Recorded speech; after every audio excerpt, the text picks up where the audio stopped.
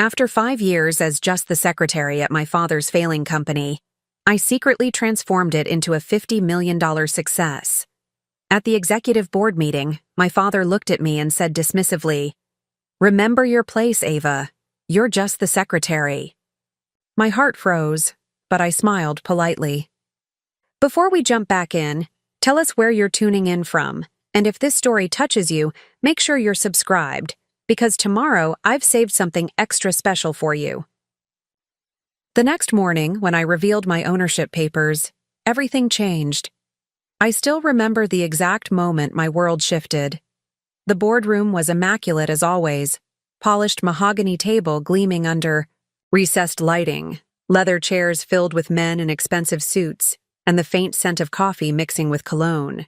Halcyon Technologies' quarterly meeting was usually a predictable affair, but this one was different. This was the meeting where my father would announce the new CEO. For 5 years, I'd worked behind the scenes at my father's technology company. Edward Halcyon had always introduced me as my daughter, the secretary. Not the Stanford MBA graduate, not the strategy consultant who'd worked for 3 Fortune 500 companies, just the secretary. Initially, it had stung, but over time, I saw the advantage in being underestimated. When I first joined Halcyon Technologies, it was hemorrhaging money, outdated products, disorganized management, and a toxic culture that drove away talent. My father and brother James were too proud to acknowledge the company's decline, clinging to my grandfather Clarence's original vision while the technology world sprinted ahead without them. So I made a choice. If they wouldn't see me as an executive, I'd use my secretary position as cover to save the company. I stayed late reviewing financials no one bothered to check. I redirected resources while organizing files. I cultivated relationships with clients while taking notes in meetings. I identified promising engineers and quietly promoted them while updating the company directory. Within 2 years, our failing product lines were replaced with innovative solutions I'd conceived and secretly shepherded through development.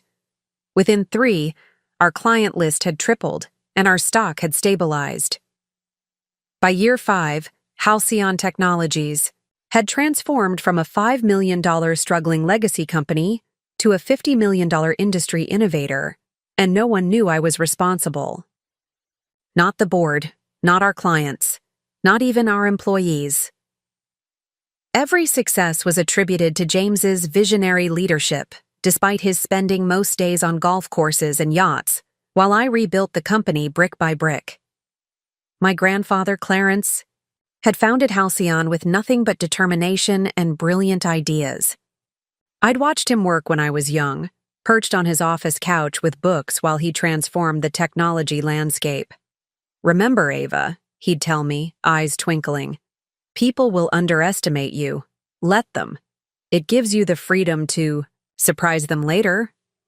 I thought of his words often over the years, especially when I discovered he'd been secretly mentoring me.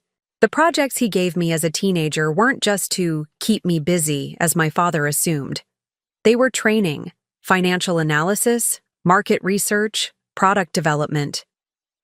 Clarence saw something in me that my father refused to acknowledge, but Clarence had been gone 3 years now, and this board meeting was supposed to be the culmination of my hidden work. The company had reached a critical inflection point. We needed decisive leadership to capitalize on our growth. Though my father remained chairman, his health was declining, and everyone knew he was preparing to name a successor as CEO. "Gentlemen," my father began, his voice carrying the authoritative tone honed over 40 years of leadership. "Halcyon stands at a crossroads today. Our remarkable recovery and growth demand forward-thinking leadership." I kept my expression neutral, hands steady as I pretended to take notes. This was it, the moment when surely my father would acknowledge the truth.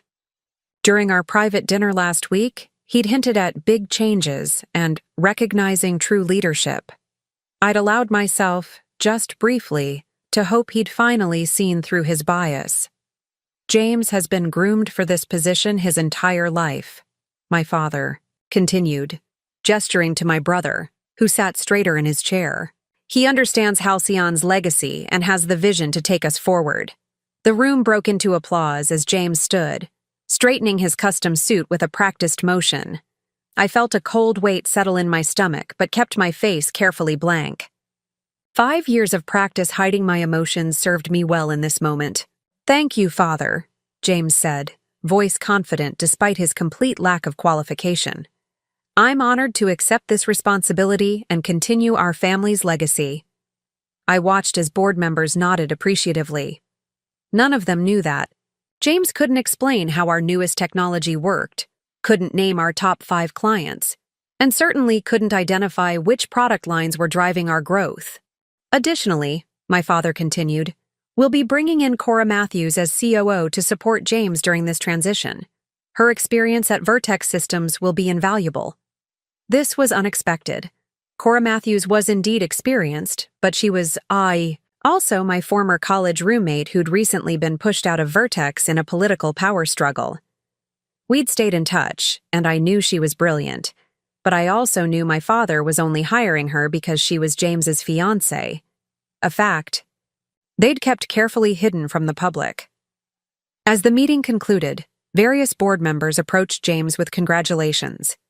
I gathered my notebook and pen, preparing to slip out quietly as usual. But my father's voice stopped me. "Ava, we'll need coffee for the executive session afterward, and make sure those quarterly reports are properly filed." Something in me snapped. 5 years of invisibility, of using my Stanford MBA to serve coffee, of watching my innovations attributed to others, it all crystallized into a moment of perfect clarity. "Of course, Father," I replied, voice pleasant. "Anything else?" He glanced at me, already turning away. "Remember your place, Ava. You're just the secretary." My brother James snickered, not even bothering to hide his contempt. The board members pretended not to notice the exchange, their discomfort evident only in their suddenly intense interest in their phones and tablets. I smiled politely, the perfect picture of the accommodating secretary. But inside, a decision crystallized. My grandfather's voice seemed to whisper in my ear, "The time for hiding is over, Ava." That night, I didn't sleep. Instead, I prepared. I reviewed documents I'd kept secured for years. I made calls to people whose loyalty I had carefully cultivated. I finalized arrangements that had been waiting for precisely this moment. By morning, I was ready. This wouldn't just be a confrontation, it would be a reckoning. They had dismissed me as just the secretary for the last time. My journey at Halcyon Technologies began long before I took the role of secretary. To understand how I ended up, silently running a company while being treated as nothing more than an administrative assistant, you need to understand where it all started. Halcyon wasn't always the sleek tech company it is today. My grandfather Clarence founded it in his garage in 1978, back when personal computing was still in its infancy. He was a visionary who saw the potential of technology to transform how businesses operated. With nothing but determination and a second mortgage on his modest home, he built the first Halcyon data management system, a revolutionary product for its time. I grew up watching him work, fascinated by the way he could see connections and possibilities that others missed. While my father Edward and brother James viewed the company as a symbol of status, grandfather saw it as a vehicle for innovation. He'd let me sit in his office after school, explaining complex technologies in ways my young mind could grasp. "The future belongs to those who can adapt," he'd tell me. "Never get too comfortable with success, Ava. That's when disruption finds you."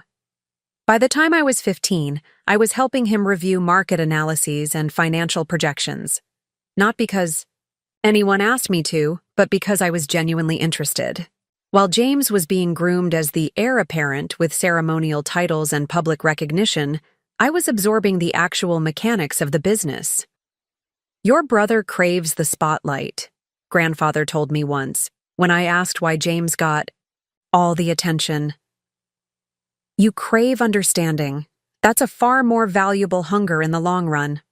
Preparing and narrating this story took us a lot of time, So if you are enjoying it, subscribe to our channel. It means a lot to us. Now back to the story. I took his words to heart, pursuing a business education with single-minded focus. My father viewed my acceptance to Stanford as a nice accomplishment for his daughter, something to mention at cocktail parties, rather than preparation for a serious career. When I graduated with my MBA, he attended the ceremony but spent most of it networking with potential clients rather than celebrating my achievement. "Education is important for a young woman," he said afterward, patting my shoulder. "It makes you well-rounded.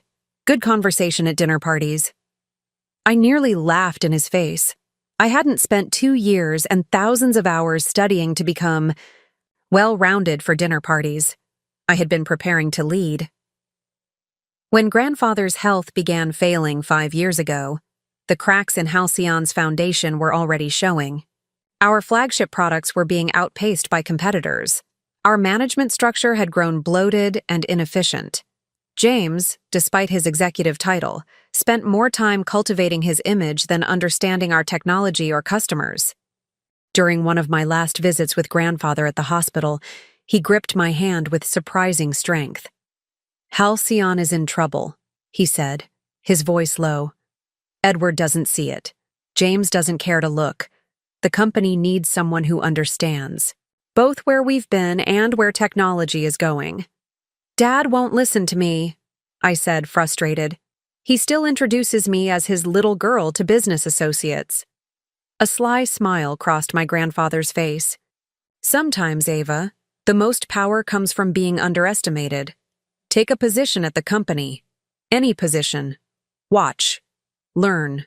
Build alliances. The rest will follow." When he passed away a week later, I was devastated. The funeral was a grand affair. Clarence Halcyon had been a pillar of the business community, and hundreds attended to pay their respects. My father gave a moving eulogy about carrying on grandfather's legacy. James stood solemnly beside him, the picture of the grieving heir. I stood slightly apart, watching this performance with clear eyes. Neither of them had truly understood grandfather, or his vision for Halcyon. They saw the company as an inheritance, an entitlement. I saw it as a responsibility. 2 weeks after the funeral, I approached my father and asked for a job at Halcyon. "A job?" he repeated, surprised. "But you've been consulting for those big firms in New York." "I want to be part of grandfather's legacy," I said simply. He considered this, then nodded. "I suppose we could find something suitable. Perhaps in HR? Something that wouldn't be too demanding." I bit my tongue. "Actually, I was thinking I could start as your executive assistant, learn the business from the ground up." This appealed to his ego. Having his Stanford MBA daughter serving as his secretary would reinforce his importance. Plus, he assumed I'd eventually get bored and leave for a more prestigious position elsewhere. "Well, if that's what you want," he said with a shrug, "though it seems a waste of your education." Little did he know that being his assistant would give me access to everything: executive meetings, confidential documents, strategic planning, and most importantly, the complete picture of just how badly Halcyon was floundering. Within my first month, I discovered we were 6 months from insolvency unless drastic changes were made. My father and James remained oblivious, maintaining an atmosphere of business as usual. Board meetings were exercises in avoiding uncomfortable truths. Executive decisions were made based on what would look good in the short term, rather than what would ensure our survival. So I began my shadow work. Small changes at first, reorganizing workflows, identifying waste, connecting departments that should have been collaborating all along. I used my position as the invisible secretary to implement changes that no one noticed until they started working.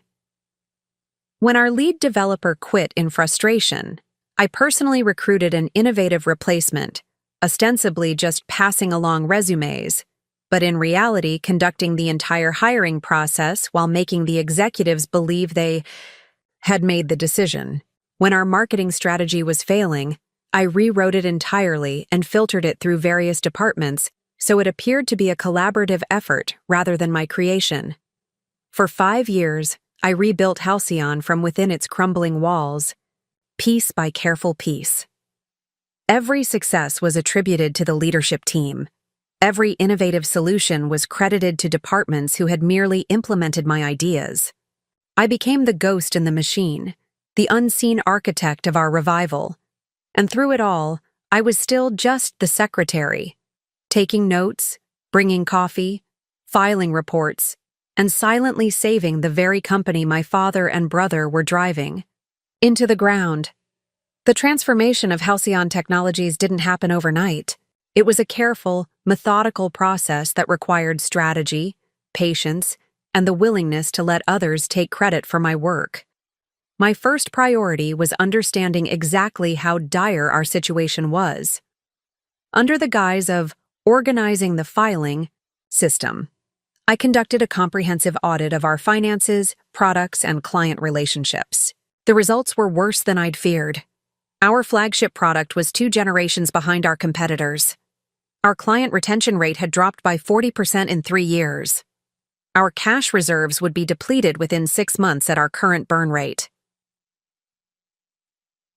Most concerning was our complete lack of innovation pipeline. While our competitors were developing AI-enhanced solutions and cloud-native architectures, we were still trying to sell marginally improved versions of decade-old software. The R&D department had been systematically gutted to maintain short-term profits, leaving us with little hope for future growth. Armed with this knowledge, I created a 3-phase rescue plan. First, stop the bleeding by cutting unnecessary expenses and stabilizing our core business. Second, revitalize our existing products with targeted improvements to retain current clients. Third, develop new offerings that would position us for future growth. The challenge wasn't developing the plan, it was implementing it without anyone realizing I was the one doing it. I needed to make my father and James believe these ideas were their own, or at least coming from appropriate channels within the organization. I started with small suggestions during meetings, carefully phrased as questions. I was filing the client reports, and I noticed several mentioned similar concerns about the user interface. Has the product team considered simplifying the dashboard? Or, while organizing the budget files, I saw we're spending significantly on 3 different vendors for similar services. Would it make sense to consolidate? Most of my suggestions were initially dismissed, but I'd carefully plant the seeds with multiple people. Eventually, someone else would raise the same point, and suddenly it would be considered a brilliant observation. I learned to celebrate these moments rather than resent them. Each implemented idea meant Halcyon was one step closer to survival. For larger strategic changes, I needed allies. I identified key employees throughout the organization who recognized our problems and wanted to solve them. People who were competent but overlooked, much like me. I built relationships with them through small interactions, remembering their children's names, noticing their contributions in meetings, finding opportunities to connect them with resources they needed. Jacob Chen in product development became my first major ally. He had brilliant ideas for modernizing our software, but had been repeatedly shut down by management. During a coffee run one afternoon, I mentioned that I'd accidentally seen some of his proposal drafts while filing. "Those solutions look really innovative," I said casually. "Have you ever considered presenting them directly to the client implementation team instead of going through normal channels?" He looked surprised. "The secretary is giving me business advice?" I smiled. The secretary sees a lot of things, including which departments actually have budget discretion versus who just likes to act important. That conversation led to Jacob bypassing the traditional approval process and working directly with client-facing teams to implement his improvements. The results were immediate. Client satisfaction scores increased, and renewal rates stabilized. My father and James took credit for the management restructuring that allowed this innovation, never realizing I had orchestrated the entire process. This pattern repeated across departments. I identified talented people, connected them with resources and opportunities, and gradually built a shadow network of employees who were actually running the company effectively while the official leadership enjoyed the results of our work. The financial turnaround began in year 2. Our cost-cutting measures had stemmed the immediate crisis, and our product improvements were retaining valuable clients. I began phase 3, developing new offerings, by connecting our best engineers with industry trends I monitored through careful research. I was organizing the competitive intelligence reports, I would say to our lead engineer, and noticed something interesting about what Vertex Systems is developing. Their approach seems to be focusing on integration capabilities, rather than feature expansion. These observations would spark discussions and eventually new development directions that positioned us ahead of market shifts rather than perpetually behind them. By year 3, we had launched 2 new product lines that quickly became market leaders. Our stock price had tripled. Industry analysts who had written us off as a dying company were now praising Halcyon's remarkable turnaround and visionary leadership. That leadership, of course, meant James. He became the face of our success, giving interviews about his strategic vision and commitment to innovation, concepts he barely understood, much less implemented. My father basked in the validation that his son was indeed the rightful heir to the Halcyon legacy. I continued my work in the shadows, expanding my influence and gradually taking control of more critical functions. I established relationships with our largest clients, initially making contact for scheduling purposes, but eventually becoming their trusted advisor on implementation strategies. I restructured our hiring processes to attract top talent. I initiated strategic partnerships that opened new market opportunities. Throughout it all, I maintained my cover as the efficient but unremarkable secretary. I dressed conservatively, spoke minimally in meetings unless asked direct questions, and perfected the art of being forgettable, present but not noteworthy. I learned that people rarely monitor what they don't perceive as a threat, giving me extraordinary freedom to operate. The most difficult part wasn't the work itself.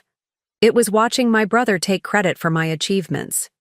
Each time he presented my strategies as his own, each time he received applause for results he had nothing to do with, I had to remind myself of the bigger picture. This wasn't about recognition, it was about saving my grandfather's company and legacy. By year 5, Halcyon Technologies had transformed completely. Our valuation had grown from a struggling $5 million to a robust $50 million. We had expanded from regional to national clients. Our products were winning industry awards, and our growth trajectory had made us an attractive investment opportunity. All of this, every dollar of growth, every successful product launch, every saved client relationship, had been orchestrated by the woman everyone still referred to as just the secretary. The woman who took notes, brought coffee, and silently rebuilt an empire while being treated as invisible. But I wasn't invisible anymore, and soon everyone would know it. The quarterly board meeting that changed everything was scheduled for 9 a.m. on a Thursday in April. I had spent the previous night preparing a comprehensive analysis of our first quarter performance, a stellar report showing 28% growth year over year and our most successful product launch to date. I had written the report myself, though it would be presented as the work of our executive team. I arrived early as always, setting up the boardroom precisely how my father preferred. Water pitchers filled with exactly 3 ice cubes per glass. Presentation folders aligned at perfect right angles. Coffee service arranged on the credenza. The illusion of competent leadership required attention to these details, details that would be attributed to good staff rather than the strategic mind that had revitalized the entire company. Board members arrived gradually, engaging in the usual pre-meeting banter about golf scores and vacation homes. I greeted each one professionally, most acknowledging me with the polite but dismissive nod reserved for support staff. Only Walter Hargrove, our longest-serving board member and my grandfather's old friend, treated me with genuine warmth. "How are you, Ava?" he asked quietly, hanging back after the others had taken their seats. Very well, thank you, I replied with a smile that held more meaning than anyone else would recognize. He looked at me thoughtfully. Your grandfather would be proud of the company's direction, he said, before adding in a lower voice, and more proud of you than you might realize. Before I could respond, my father entered the room, followed closely by James. Everyone stood in deference, a courtesy extended to the chairman and presumed CEO in waiting. I took my usual seat in the corner, notebook open, pen poised, the perfect image of the attentive secretary. Gentlemen, my father began, surveying the room with the confidence of someone who believed success was his birthright. Today marks a significant milestone for Halcyon Technologies.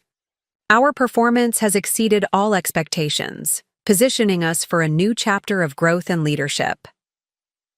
The board members nodded appreciatively, several glancing at the financial summaries I had prepared. Numbers didn't lie, and these numbers told a story of remarkable revival. As you know, my father continued, we've been considering the formal succession plan for some time. James has demonstrated exceptional leadership during our turnaround, and the results speak for themselves. I kept my expression neutral, though something inside me tightened. I had anticipated this announcement, but hearing the blatant misattribution of achievement still stung. Additionally, he said, we're bringing in Cora Matthews as our new Chief Operating Officer. Her experience at Vertex Systems will complement James's vision and strengthen our executive team. I watched as Cora was invited into the room. My former roommate looked polished and confident, shaking hands with board members as she was introduced. Our eyes met briefly. Her expression revealed nothing, though I detected the slightest hesitation before she looked away. With James as CEO and Cora as COO, Halcyon will be positioned for unprecedented growth, my father declared. We anticipate announcing this transition publicly next week, after finalizing the details of their compensation packages.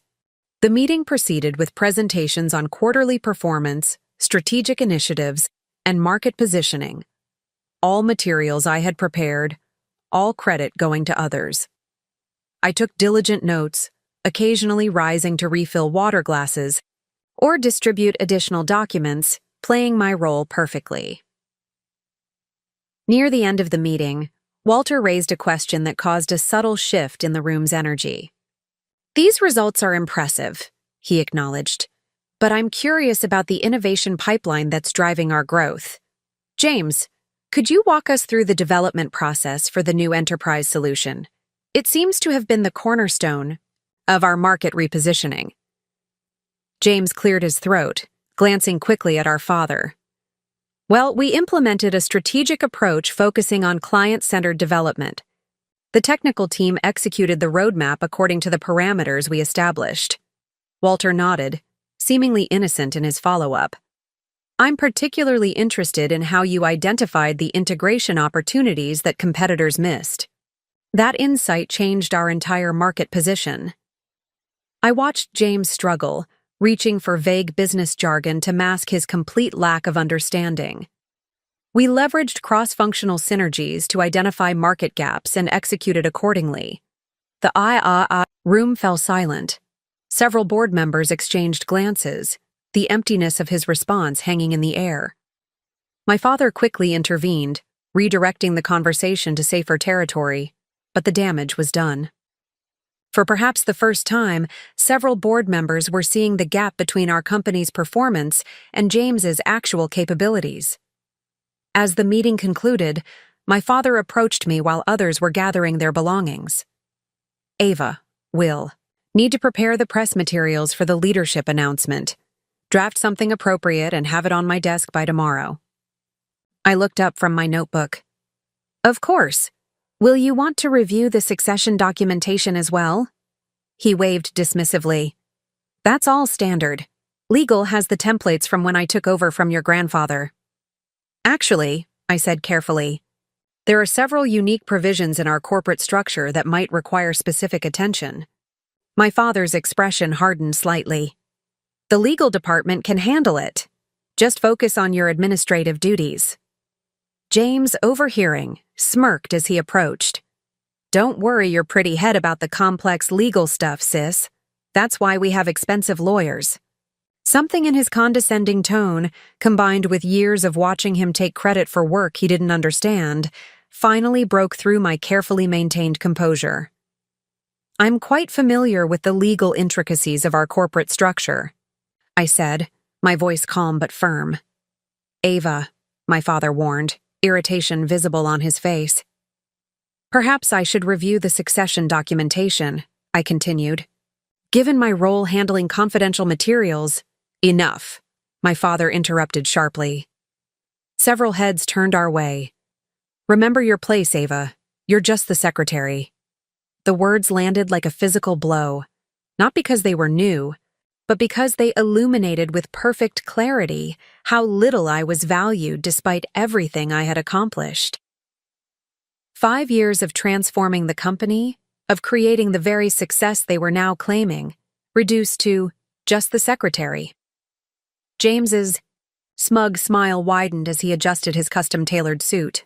Maybe we can find you a role in Cora's team, he said with false generosity. Something simple enough for your skill set. Board members pretended not to hear this exchange, though Walter's expression darkened perceptibly. Cora looked uncomfortable, but remained silent, her allegiance clearly established. I gathered my materials with steady hands, years of practice controlling my outward reactions. I'll have those press materials ready tomorrow, I said professionally, giving no indication of the seismic shift happening within me. As I walked out of the boardroom, my decision was made. The time for hiding in plain sight was over. My grandfather had left me more than lessons and mentorship. He had left me the tools to claim my rightful place. Tomorrow, my father and brother would learn exactly who had been running Halcyon Technologies for the past 5 years, and what just the secretary was truly capable of. To truly understand the challenge I faced, you need to understand my opposition. This wasn't simply about proving my competence. It was about confronting deeply entrenched forces that had every interest in maintaining the status quo. My father, Edward Halcyon, hadn't always been dismissive of women in business. In fact, my grandfather often told stories of how my grandmother had been instrumental in Halcyon's early success, managing the books and operations while Clarence focused on technology development. But after her death when I was just a child, something changed in my father. He retreated into a more traditional worldview, one where men built businesses and women supported them from the sidelines. By the time I was in high school, he had fully embraced this perspective. When I expressed interest in business classes, he encouraged me, not as professional development, but as a way to understand enough to support your future husband. When I chose Stanford for my MBA instead of marrying my college boyfriend, he treated it as a temporary detour before I settled into my real life. This wasn't just personal bias. It was a fundamental lens through which he viewed the world. And challenging that lens meant challenging his entire identity. James, on the other hand, was a product of this environment. As the only son, he had been told from childhood that Halcyon would someday be his. Not as something to earn, but as something he was entitled to by birth and gender. Every achievement had been celebrated disproportionately, every failure excused as gaining experience. I had watched him coast through our private high school, getting by on charm rather than effort. When he struggled at university, my father hired tutors and made donations to ensure his graduation. When he joined Halcyon straight out of college, he was given the title of Vice President of Strategic Initiatives, a position with no clear responsibilities but significant prestige. What made James particularly dangerous wasn't malice, but incompetence combined with confidence. He genuinely believed he deserved leadership despite having never successfully led anything. His understanding of our technology was superficial at best, gleaned from marketing materials rather than actual product knowledge. His client relationships consisted of expensive dinners and golf outings rather than understanding their business needs. In the 5 years I had been at Halcyon, James had initiated exactly 2 strategic projects. The first, an attempted expansion into government contracting, had wasted millions in pursuit of contracts we weren't qualified to fulfill. The second, an acquisition of a failing competitor, had brought nothing but technical debt and client complaints. Both disasters had been quietly cleaned up by me, working through dedicated team members who understood the actual business. And now Cora Matthews had joined this alliance against me. Cora and I had once been close, roommates at Stanford with seemingly aligned values and ambitions. But our paths had diverged after graduation. While I focused on building substance and skills, Cora had pursued advancement through relationships and image. Her engagement to James came as a shock, not because of any particular affection between them, but because of its obvious strategic advantage for both parties. As COO, Cora would bring a veneer of competence to balance James's obvious limitations. She was articulate, polished, and skilled at taking credit for team successes while distancing herself from failures. At Vertex Systems, she had risen quickly through a combination of genuine talent and careful alliance building, though her departure had been precipitated by a product failure she couldn't deflect blame for. The night after the board meeting, I sat in my apartment reviewing what I knew about my opposition. My father controlled 30% of Halcyon's shares as chairman. James held 15%, a graduation gift he had done nothing to earn. The remaining shares were divided among board members, with 10% held in an employee stock ownership plan I had quietly established 2 years earlier. Their power extended beyond stock ownership. My father had deep relationships with most board members, having served on various committees and civic organizations together for decades. James had cultivated the younger executives, creating a social circle that mixed business and pleasure. Through regular outings and weekend retreats, they also controlled the narrative. To the outside world, the story of Halcyon's revival was already written. A visionary founder whose son had successfully modernized the company for a new era. The press releases were drafted, the business magazine interviews scheduled. The succession, from Edward to James, was presented as the natural order, the expected and rightful transition of power. What they didn't control, however, was the actual operation of the company. Despite appearances, it was my systems, my strategies, and my relationships that kept Halcyon functioning. The developers responded to my product roadmaps.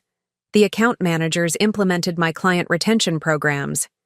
The financial structure followed my carefully designed model. Most importantly, they didn't know what my grandfather had done before his death. They didn't know about our private conversations, about the documents he had signed, about the provisions he had quietly inserted into the corporate bylaws during his final months. As I prepared for the confrontation that would change everything, I considered my opposition's greatest weakness.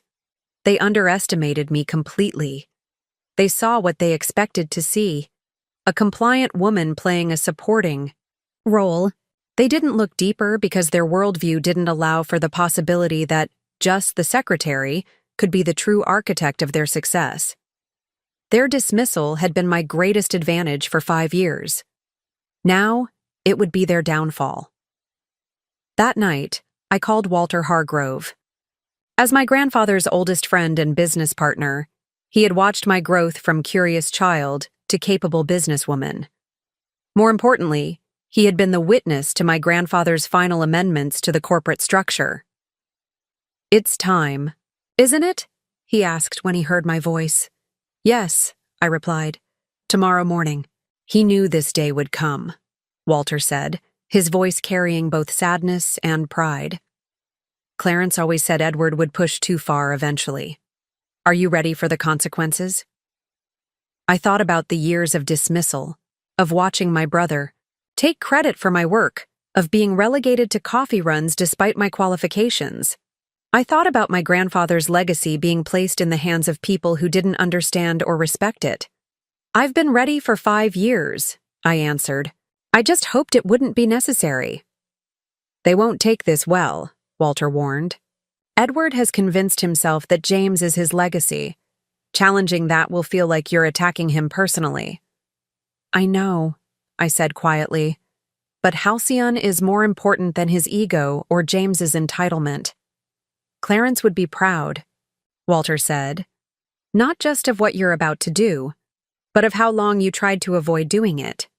That shows true leadership, putting the company first, even when it meant swallowing your pride.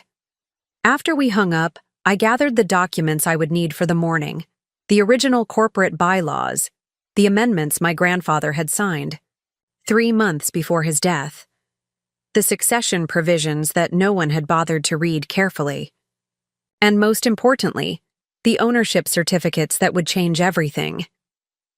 As I prepared for bed, I felt strangely calm. Tomorrow would be difficult, possibly even ugly, but for the first time in 5 years, I would stop hiding my true role at Halcyon. I would stop pretending to be less than I was. I would reclaim my grandfather's legacy and my own future. Remember your place, Ava, my father had said. You're just the secretary. Tomorrow, he would learn exactly what place my grandfather had intended for me all along. The morning after the board meeting, I arrived at Halcyon headquarters at 6:30 a.m., well before the usual stream of employees would begin their day. The quiet building gave me space to observe and think without maintaining my secretary persona. I walked slowly through the offices, seeing them through new eyes. For 5 years, these spaces had been my chessboard, places where I moved pieces strategically while remaining seemingly peripheral. Now I noticed details that reinforced the power structures I was about to challenge. My father's corner office was a shrine to traditional corporate success. Dark wood furniture, leather-bound business books, most unread, and photographs documenting his handshakes with various dignitaries. Notably absent were any images of actual Halcyon products or team celebrations. The space was designed to project authority, not to facilitate innovation or connection. James's office down the hall mirrored our father's in aspiration, if not achievement. The furnishings were similarly imposing but newer, with modern art he didn't understand, but had been told was valuable. Awards he hadn't earned were prominently displayed. The whiteboard on his wall showed a half-formed strategy mind map in his handwriting, a scatter of buzzwords without coherent connection. The executive floor was physically and symbolically separated from the operational teams by 2 floors and keycard access restrictions I had quietly implemented, not to isolate leadership, as they assumed, but to give our actual innovators freedom from constant executive interference. As I continued my walk, I entered the product development area where our engineers were creating the technology that had revitalized Halcyon. Jacob. Chen's corner workspace was already occupied despite the early hour. His dedication hadn't gone unnoticed or unrewarded in my shadow organization. I had ensured he received equity, resources, and the freedom to innovate without bureaucratic obstacles. Early morning or late night? I asked, causing him to look up from his monitor with surprise. Ava, both actually. The integration module for the new healthcare vertical is giving me trouble. He glanced around before continuing in a lower voice. I tried to schedule a meeting with James to get approval for additional development resources, but his assistant said he's booked with strategic planning all week. I had seen James's actual calendar. The strategic planning was a golf retreat with potential investors who were being courted based on our recent performance created by people like Jacob. What if resources weren't an issue? I asked carefully. What would you need to make this integration successful? Jacob looked at me curiously. 2 more senior developers and about 3 weeks of focused work. But that's not going to happen with the current approval process. I nodded. Things change, Jacob, sometimes more quickly than we expect. As I continued my assessment, I visited each department that had been instrumental in Halcyon's transformation. the client success team led by Amelia Rhodes, who had implemented my retention strategies without realizing I was their author.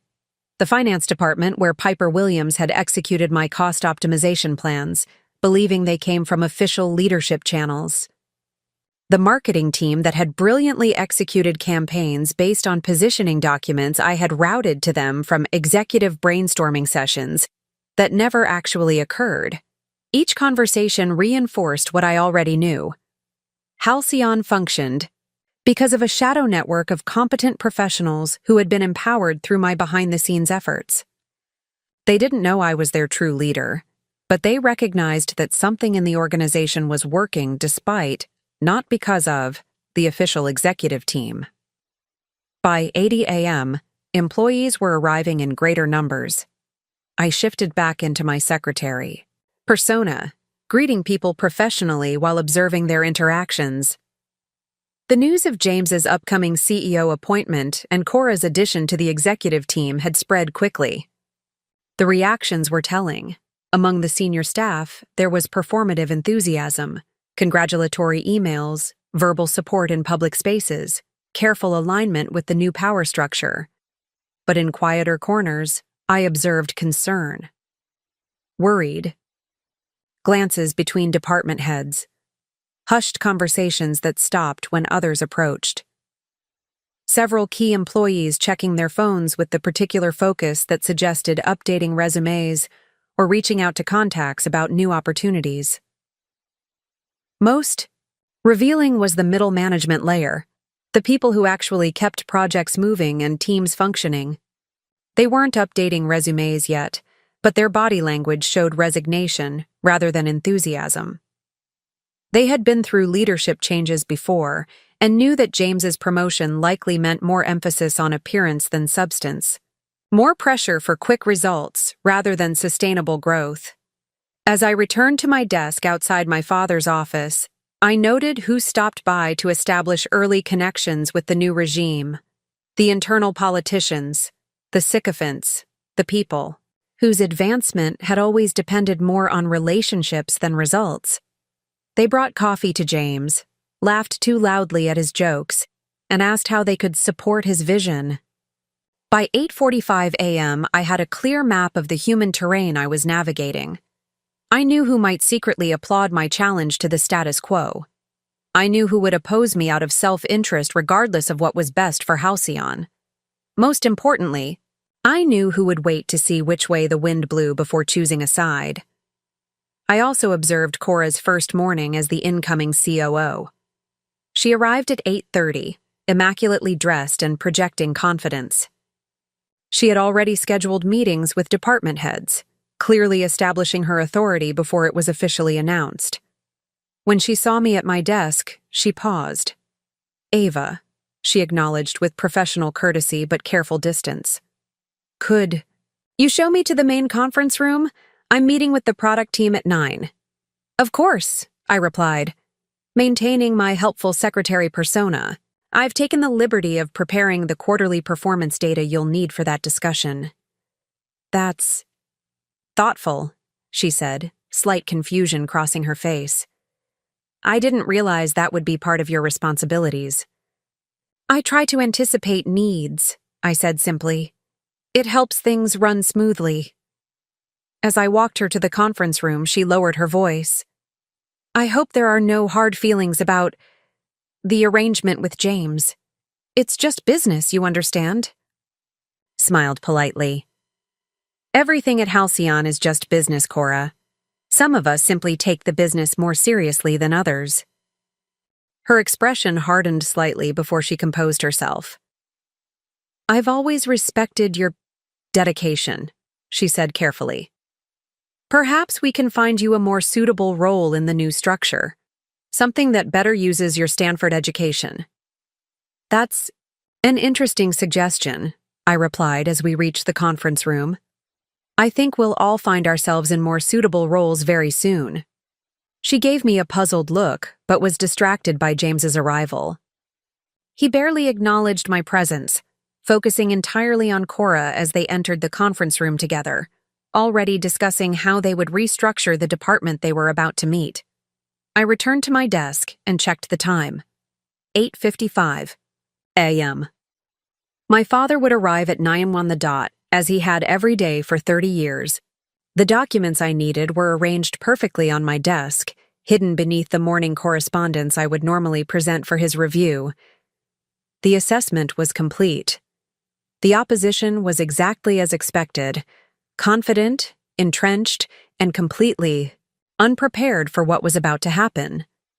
The potential allies were in place, though they didn't yet know they were allies. The battleground was familiar territory that I had mapped more thoroughly than anyone realized. At precisely 9 a.m., the elevator doors opened, and my father stepped out, briefcase in hand. It was time. What no one at Halcyon understood, what they couldn't possibly have imagined, was that I had been preparing for this confrontation since before I even joined the company. The true nature of my relationship with my grandfather had remained our secret, maintained even after his death. My father approached his usual path to his office, nodding perfunctorily as he passed my desk. "Morning, Ava, coffee black, and get James and Cora for the 9:30 planning meeting for the announcement." "Good morning, Father," I replied, rising from my seat. "Your coffee will be ready in a moment. Before you settle in, there's something important we need to discuss." He paused, a flicker of irritation crossing his face at the deviation from routine. "Whatever it is can wait until after I've reviewed the overnight reports." "Actually, it can't," I said, my tone shifting subtly. There was something in my voice, a new firmness, perhaps, that made him look at me more directly than he had in years. "What's so urgent?" he asked, impatience evident. "It's about the succession plan and the CEO appointment," I said, gathering the folder from beneath the morning correspondence. "There are complications you need to be aware of immediately." This caught his attention, as I knew it would. Anything that might disrupt his carefully orchestrated transition would be considered a threat. "What complications?" he demanded, finally entering his office and setting his briefcase down. I followed him in, closing the door behind me. "Legal complications, ownership complications, succession complications." My father sighed dramatically, sitting in his leather chair. "Ava, if this is some kind of emotional reaction to yesterday's announcement—" "It's not emotional," I interrupted, something I had never done before. "It's factual, and it's going to change everything you've planned." I placed the folder on his desk and opened it, revealing the first document, my grandfather's original succession plan, signed 15 years earlier. "You're familiar with this, of course," I said. "Grandfather's initial succession plan naming. You as CEO with complete control of the company upon his retirement or death." My father glanced at it dismissively. "Yes, and that same mechanism now applies to James. This is standard." "Actually, it doesn't," I replied, turning to the next document, "because this plan was superseded 3 months before grandfather's death."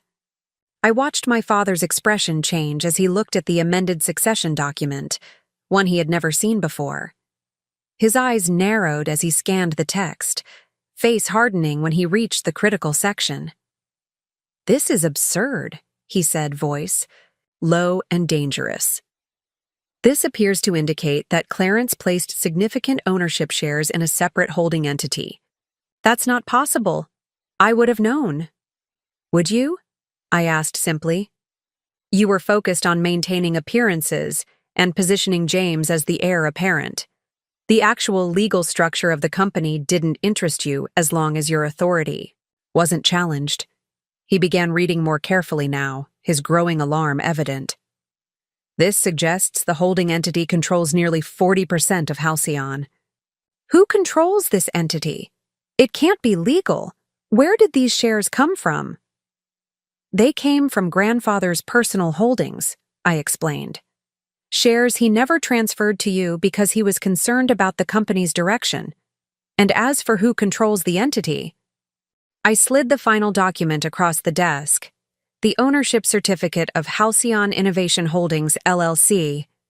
The name at the top read clearly, Ava Halcyon, managing member and sole owner. The silence that followed was profound. My father stared at the document, then at me, his worldview visibly crumbling as the implications became clear. "This is forgery," he finally managed, though his voice lacked conviction. He recognized my grandfather's distinctive signature, the proper legal seals, the meticulous documentation that characterized all of Clarence's important decisions. "It's not forgery," I said calmly. "It's succession planning. Just not the succession you assumed. Grandfather saw what was happening to Halcyon under your leadership. He watched you promote James despite his lack of qualifications. And he made arrangements to protect the company he built." "By giving it to my secretary daughter?" he asked incredulously, anger beginning to replace shock. "By giving it to the granddaughter he had been mentoring since she was 15, I corrected. "The Stanford MBA you dismissed as a secretary. The strategist who has actually been running Halcyon for the past 5 years while you and James took credit for the results." His face flushed. "That's preposterous. You answer phones and schedule meetings." "I rebuilt this company," I said, my voice quiet but firm. "Every strategic initiative that turned Halcyon around came from me. Every product innovation, every operational improvement, every client relationship that saved us from bankruptcy. All my work, implemented through a network of competent professionals who deserved better leadership than they were getting." Father stood abruptly, his chair rolling backward. "I won't stand for this. The board won't stand for this. James is the future of this company."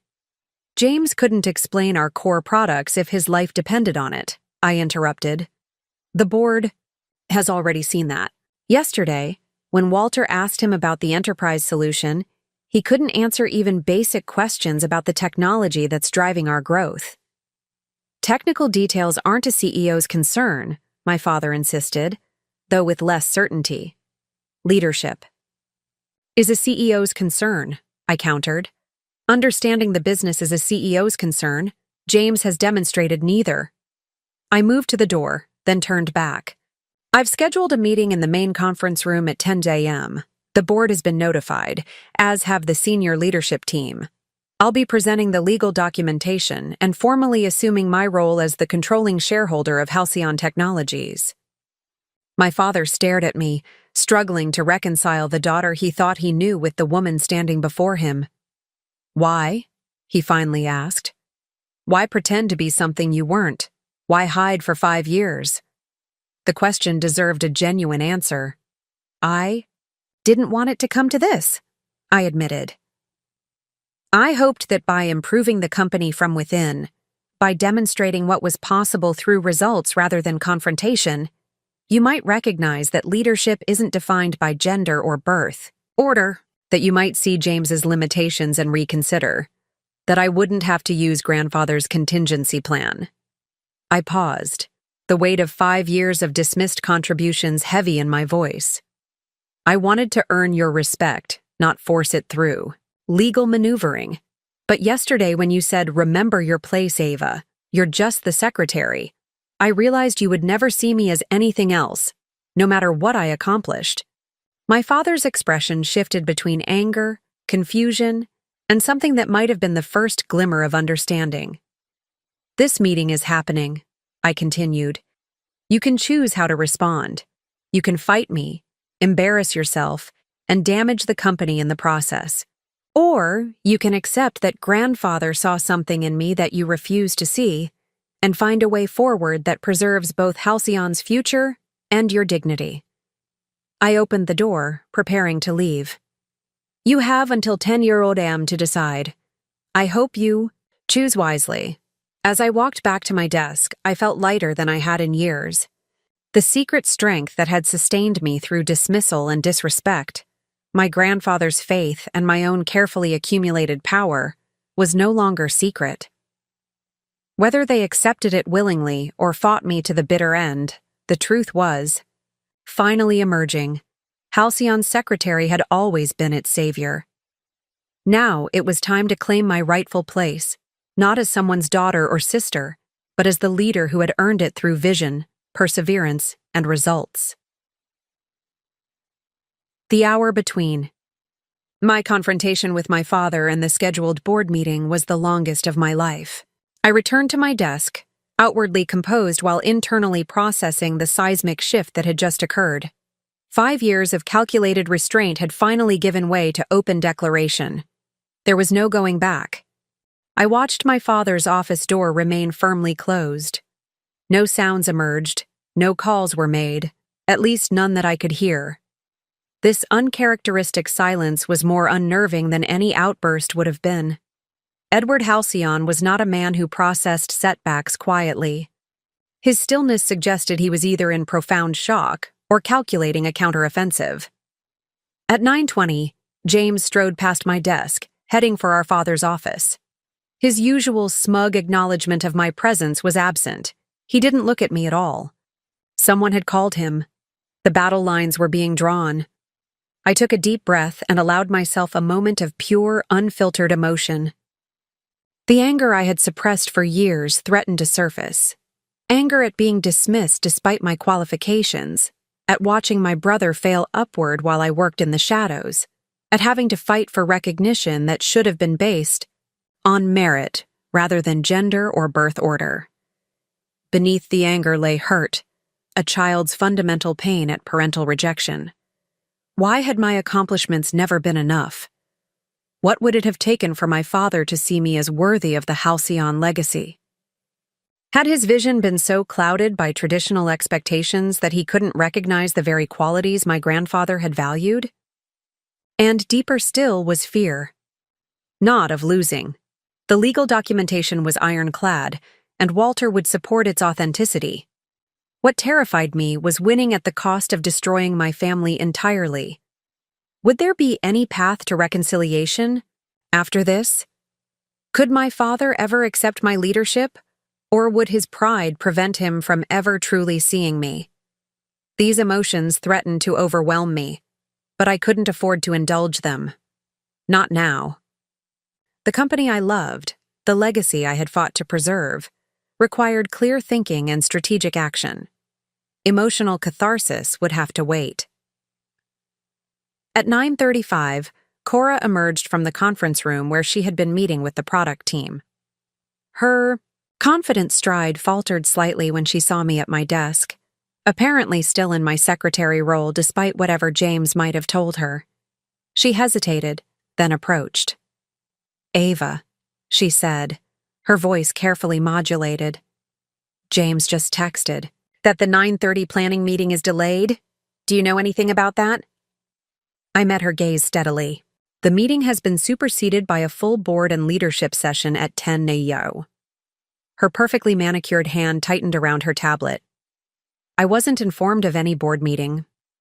"You are now," I replied simply. Something in my tone must have alerted her that the dynamic had shifted. Cora had always been perceptive. It was one of her genuine talents beneath the calculated exterior. "What's happening, Ava?" she asked, dropping the professional veneer momentarily. "There's something going on, isn't there?" For a brief moment, I saw the roommate I had once trusted, the woman with whom I had shared late-night conversations about breaking glass ceilings and changing outdated business cultures. Before ambition and expediency had led her to align with James, we had been friends with shared dreams. "Everything's changing," I said quietly. "You might want to reconsider your alliances before the meeting." Confusion and wariness crossed her face. "What does that mean?" "It means that in 30 minutes, the power structure you've so carefully positioned yourself within will no longer exist. Make your choices accordingly." She stared at me, reassessing everything she thought she knew.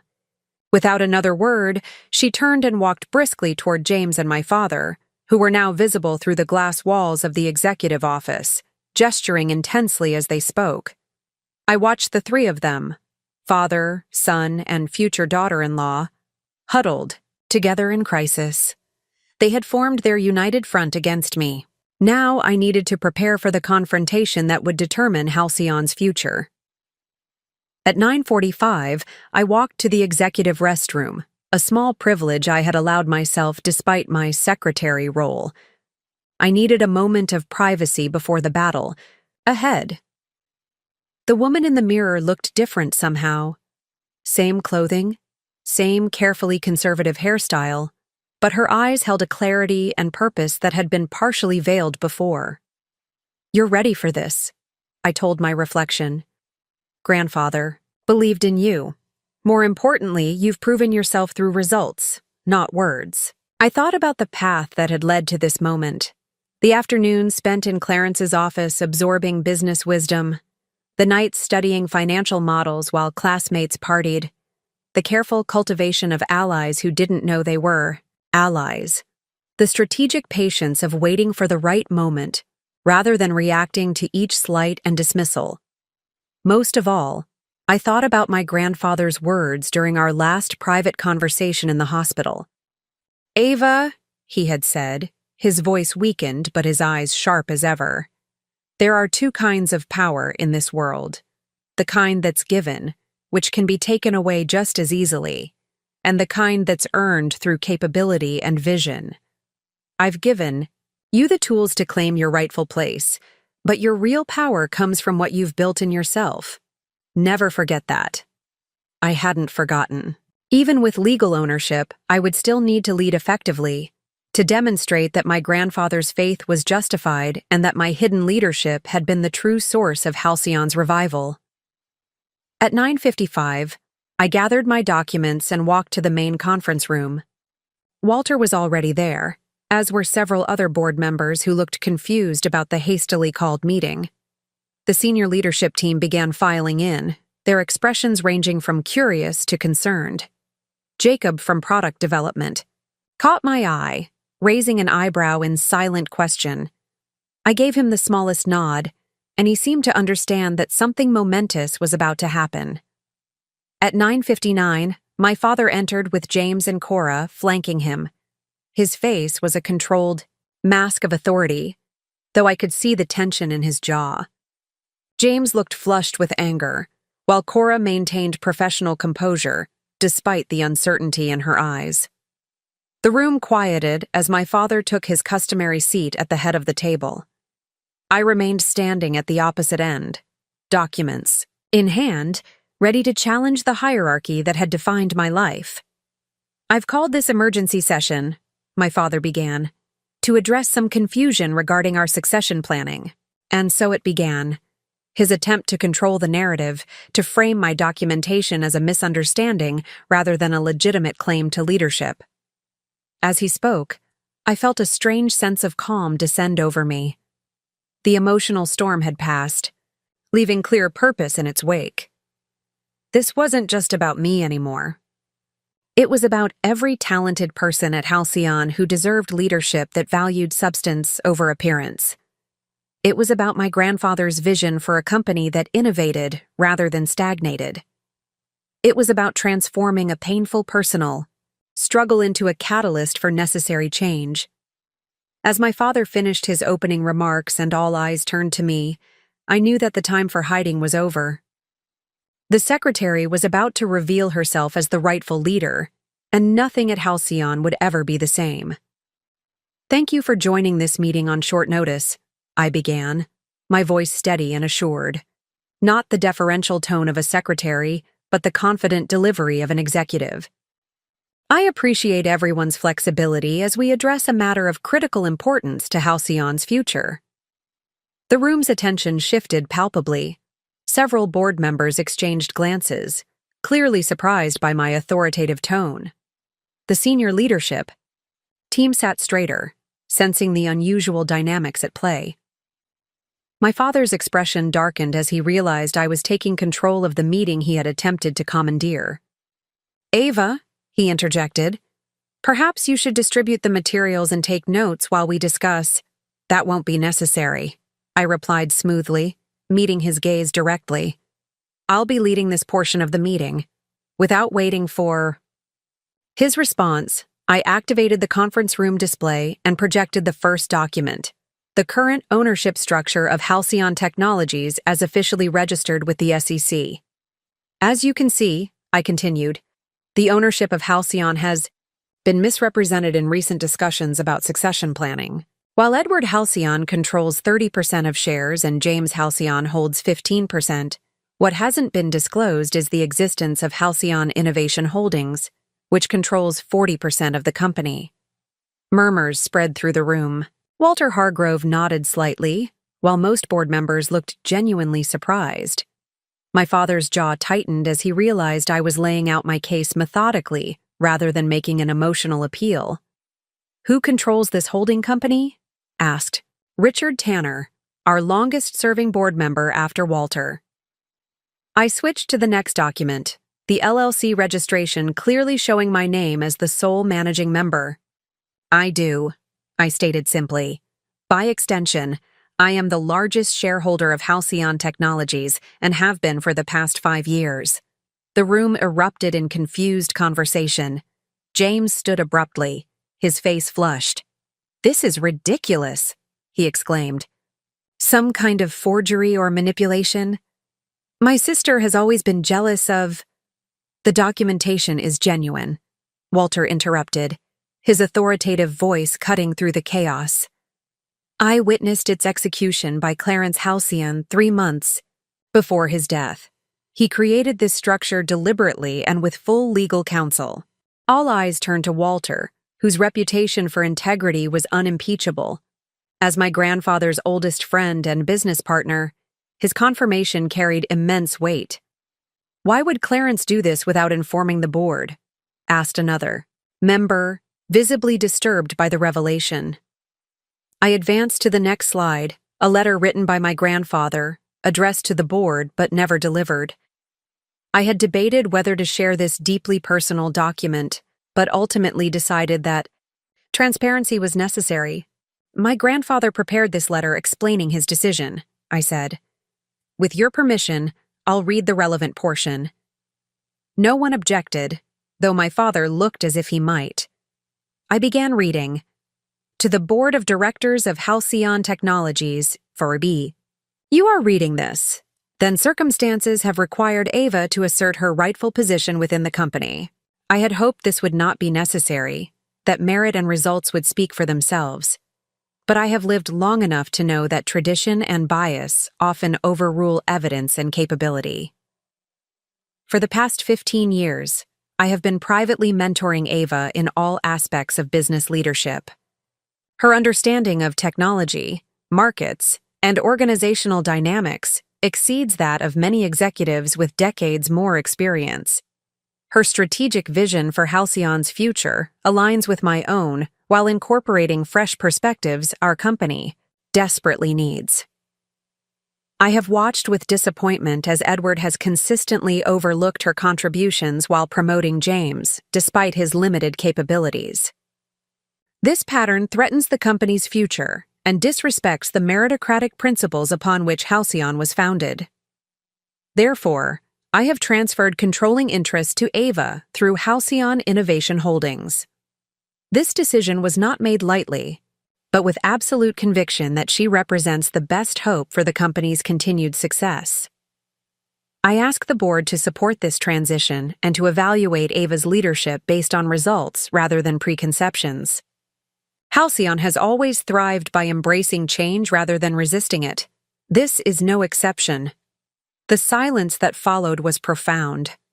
My father stared at the screen, seeing his own father's words condemning his leadership decisions. James had sunk back into his chair, the reality of his situation finally penetrating his sense of entitlement. I continued my presentation, shifting from legal authority to demonstrated results. I displayed performance metrics for the various initiatives I had implemented over the past 5 years. Initiatives previously attributed to others, but now clearly linked to my direction through detailed documentation.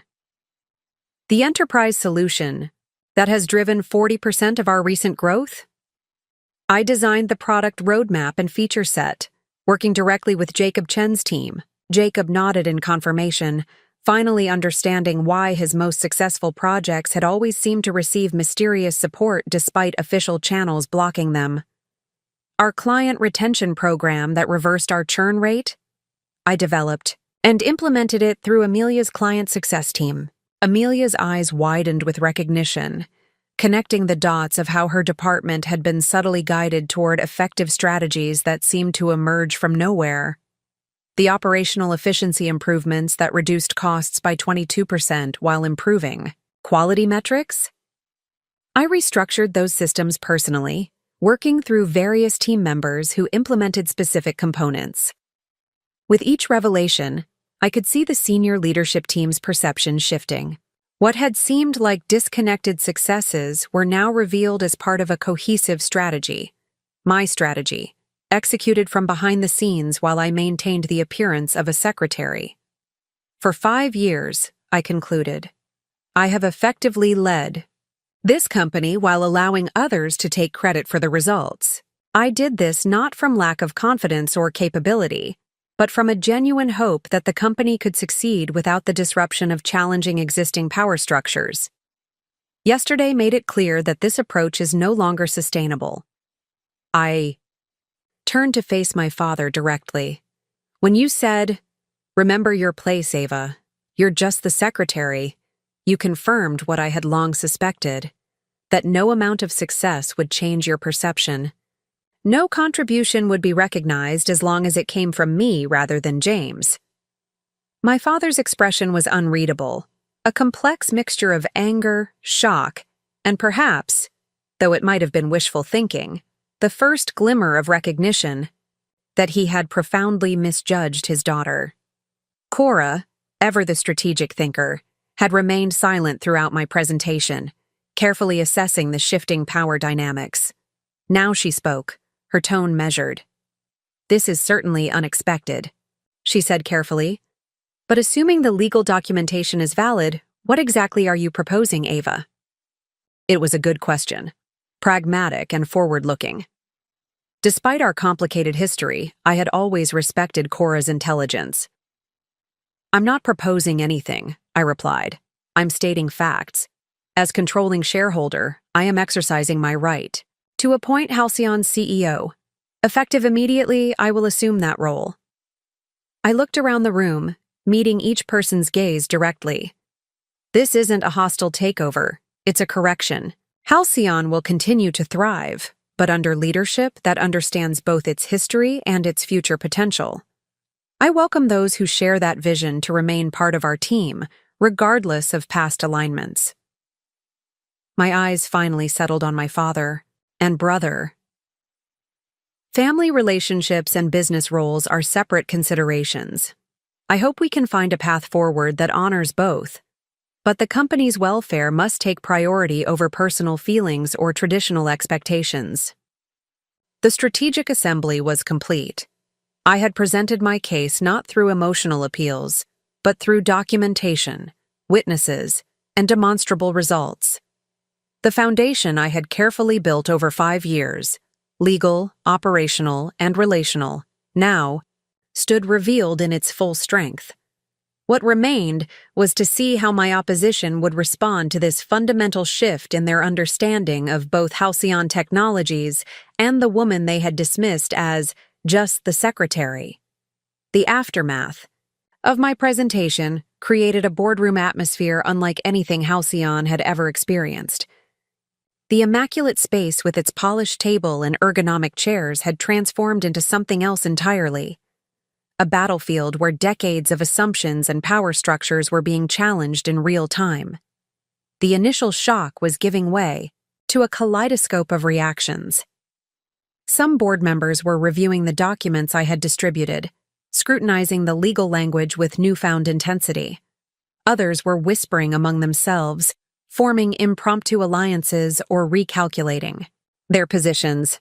The senior leadership team seemed caught between concern for their own futures and a dawning recognition of why the company had actually improved over the past 5 years. My father broke the tense silence first, his voice controlled but with an undercurrent of fury I recognized from childhood disagreements. "This is unprecedented," he said, attempting to reclaim control of the meeting. Regardless of these documents, there are protocols for leadership transitions. The board must have time to review, to consider all implications. The board has no authority to overrule share ownership, Walter interjected firmly. As Clarence's written succession plan makes clear, this transfer of control was legally executed and properly documented. The only question is how we implement this transition. Richard. Tanner, always the pragmatist, leaned forward. I'd like to hear from legal counsel on this matter. Of course, I agreed immediately. Patricia Winters from corporate counsel is on her way. I've provided her with the documentation in advance so she can offer an informed opinion. James slammed his hand on the table, his face contorted with the entitled rage of someone unaccustomed to not getting his way. This is absurd. You've been planning this coup for years. Manipulating grandfather when he was ill, creating a paper trail to steal what isn't yours. That's enough, James, Walter said sharply. Clarence was of sound mind and had discussed these concerns with me for years before formalizing them. Your accusations dishonor his memory and judgment. Cora placed a restraining hand on James's arm, her strategic mind clearly processing faster than his emotional reactions. Perhaps we should all take a step back and consider what's best for Halcyon, she suggested, her voice measured. If these ownership documents are valid, fighting them could create instability that would damage the company. I recognized her pivot immediately, already positioning herself for whatever new reality was emerging. Cora had always been adaptable, which made her both a valuable ally and a dangerous opponent. The boardroom door opened, and Patricia Winters entered with her characteristic efficiency. Our head of legal affairs for the past decade, Patricia had been one of my quiet allies, though she hadn't known the full extent of my grandfather's planning. Ms. Winters, my father acknowledged, straightening slightly. We need your assessment of some documentation that has been presented regarding company ownership and control. Patricia glanced briefly at me before addressing the room. I've reviewed the materials Ms. Halcyon provided this morning and compared them with our corporate records. The documentation appears completely valid and properly executed. Halcyon. Innovation Holdings does indeed control 40% of company shares, and Ms. Ava Halcyon is the sole managing member of that entity. My father's face tightened. And this wasn't brought to my attention as chairman? The registration of the holding company was properly filed with the SEC 5 years ago, Patricia replied evenly. While not specifically highlighted in board presentations, it has been part of our shareholder documentation in every annual report. The implication was clear. My father and the board had been so confident in their control that they hadn't bothered to read the detailed ownership disclosures in their own company's reports. My invisibility had been reinforced by their assumption that I couldn't possibly matter enough to notice. James looked to our father in growing panic. This can't be legal. There must be some way to challenge. There isn't, Patricia stated flatly. Not without protracted litigation that would almost certainly fail and would definitely damage the company in the process. The atmosphere shifted again as the reality settled in. This wasn't a negotiation or an emotional appeal. It was a fate, accompli backed by ironclad legal documentation and the explicit wishes of Halcyon's founder. My father's expression changed, anger giving way to something more calculated. He had always been a strategic thinker when his position was threatened. Even if the ownership structure is as presented, he said carefully, there's the matter of experience and continuity. The transition of a CEO requires careful planning, knowledge transfer. I couldn't help the small, involuntary laugh that escaped me. The irony was too perfect. Knowledge transfer? I echoed. What knowledge would you need to transfer that I don't already possess? I've been effectively running this company for 5 years. Every major initiative, every strategic pivot, every successful product launch came from me, implemented through others, but designed and directed by me. I gestured toward the senior leadership team. Ask Jacob who really designed the architecture for our enterprise solution. Ask Amelia, whose client retention strategy reversed our churn rate. Ask Piper, who restructured our financial reporting to identify hidden growth opportunities. One by one, the team members I named nodded slowly, connections forming as they realized the source of the executive guidance that had seemed so mysteriously effective compared to the official directives they usually received. Is this true? My father asked Jacob directly, his voice betraying rare uncertainty. Jacob glanced at me, then back to my father. The architectural framework that saved the enterprise division came from Ava, he confirmed. We were told it was approved through executive channels, but the actual direction always came through her. And it was brilliant. None of us could figure out why leadership suddenly understood technical needs so perfectly. Similar confirmations came from others, each revelation further cementing the truth. I hadn't just owned Halcyon on paper, I had been its de facto leader while remaining in the shadows. Patricia Winters cleared her throat. From a legal perspective, the path forward is clear. Ms. Ava Halcyon, as controlling shareholder, has the authority to appoint the CEO and make leadership changes as she sees fit. The board's role is advisory in this context, not authoritative. The battlefield was now fully defined. The legal terrain favored me completely. The operational landscape, the actual functioning of the company, had been under my control for years. The relational territory was shifting as people realized where competence truly resided. My father stood slowly, his imposing presence diminished by the revelations, but not extinguished. I request a brief recess to consult privately with James and our personal counsel. Of course, I agreed. We'll reconvene in 30 minutes. As they departed, the remaining board members and executives shifted uncomfortably, unsure of protocol in this unprecedented situation. I remained standing at the head of the table, the position I had earned but never claimed until now. I understand. This is unexpected, I acknowledged to the room. But I want to be clear. This isn't about personal grievances or family drama. It's about ensuring Halcyon continues to thrive with leadership that understands both its history and its future potential. Walter nodded approvingly. Several others seemed to relax slightly, responding to the calm confidence I projected. The battlefield was set. The first skirmish had gone decisively in my favor. Now I needed to prepare for the counterattack that would inevitably come when my father and brother returned, men who had never accepted defeat gracefully and who would not surrender their perceived birthright without one final desperate stand. The 30-minute recess stretched to 45 as my father, James, and their hastily summoned personal attorney sequestered themselves in my father's office. Through the glass walls, I could see animated discussions, papers being reviewed, and occasional glances in my direction. They were searching for any weakness in my position, any counter-argument that might preserve the power structure they had taken for granted. Meanwhile, the boardroom had transformed into an impromptu strategy session. Board members clustered in small groups, reassessing alliances and calculating implications. The senior leadership team remained seated, processing the revelation that the secretary they had largely ignored had actually been directing their most successful initiatives. Walter approached me, speaking quietly. Clarence would be proud, not just of the outcome, but of how you've handled yourself. Dignity over dramatics. Thank you, I replied, genuinely moved by his words. I wish he could have seen this. He did see it, Walter said with a small smile.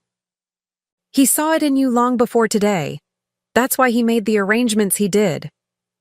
Our conversation was interrupted as Cora approached, having detached herself from James's orbit to assess her own position independently.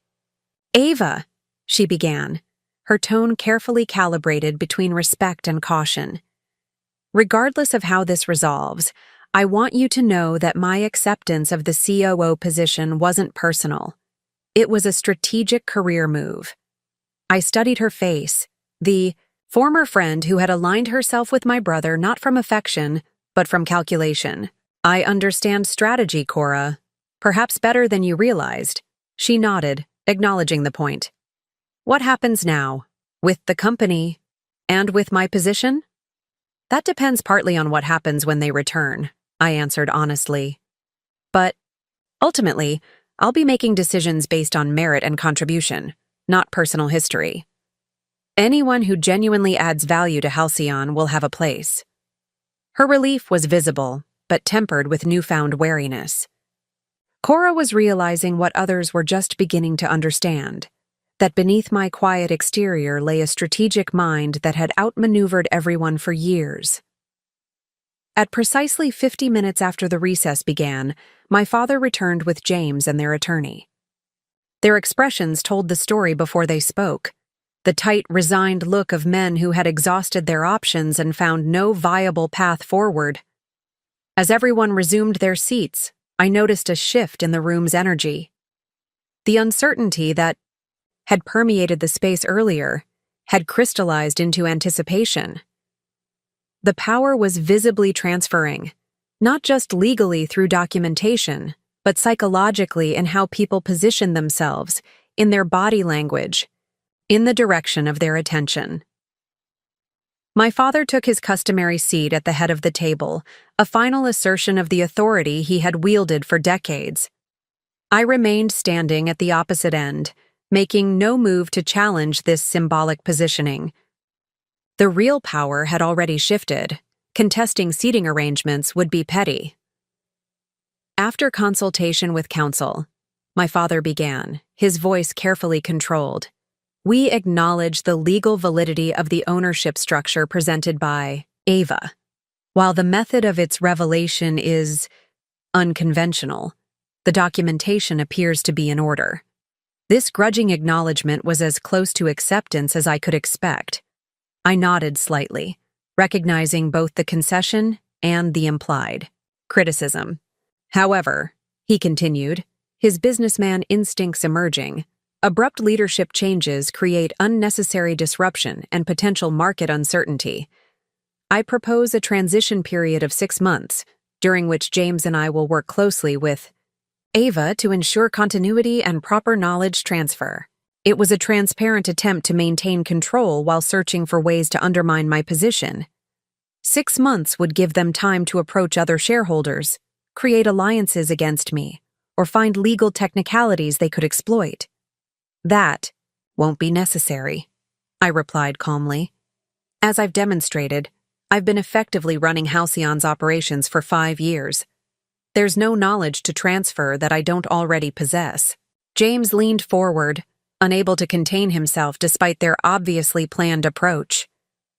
You've been manipulating from the shadows, not leading. Leadership requires visibility, accountability, which I'm now assuming fully, I interjected. My preference for efficacy over ego doesn't diminish my leadership. It defines it. My father raised a hand to silence James, recognizing the weakness of his emotional arguments. The board should have input on such a significant transition.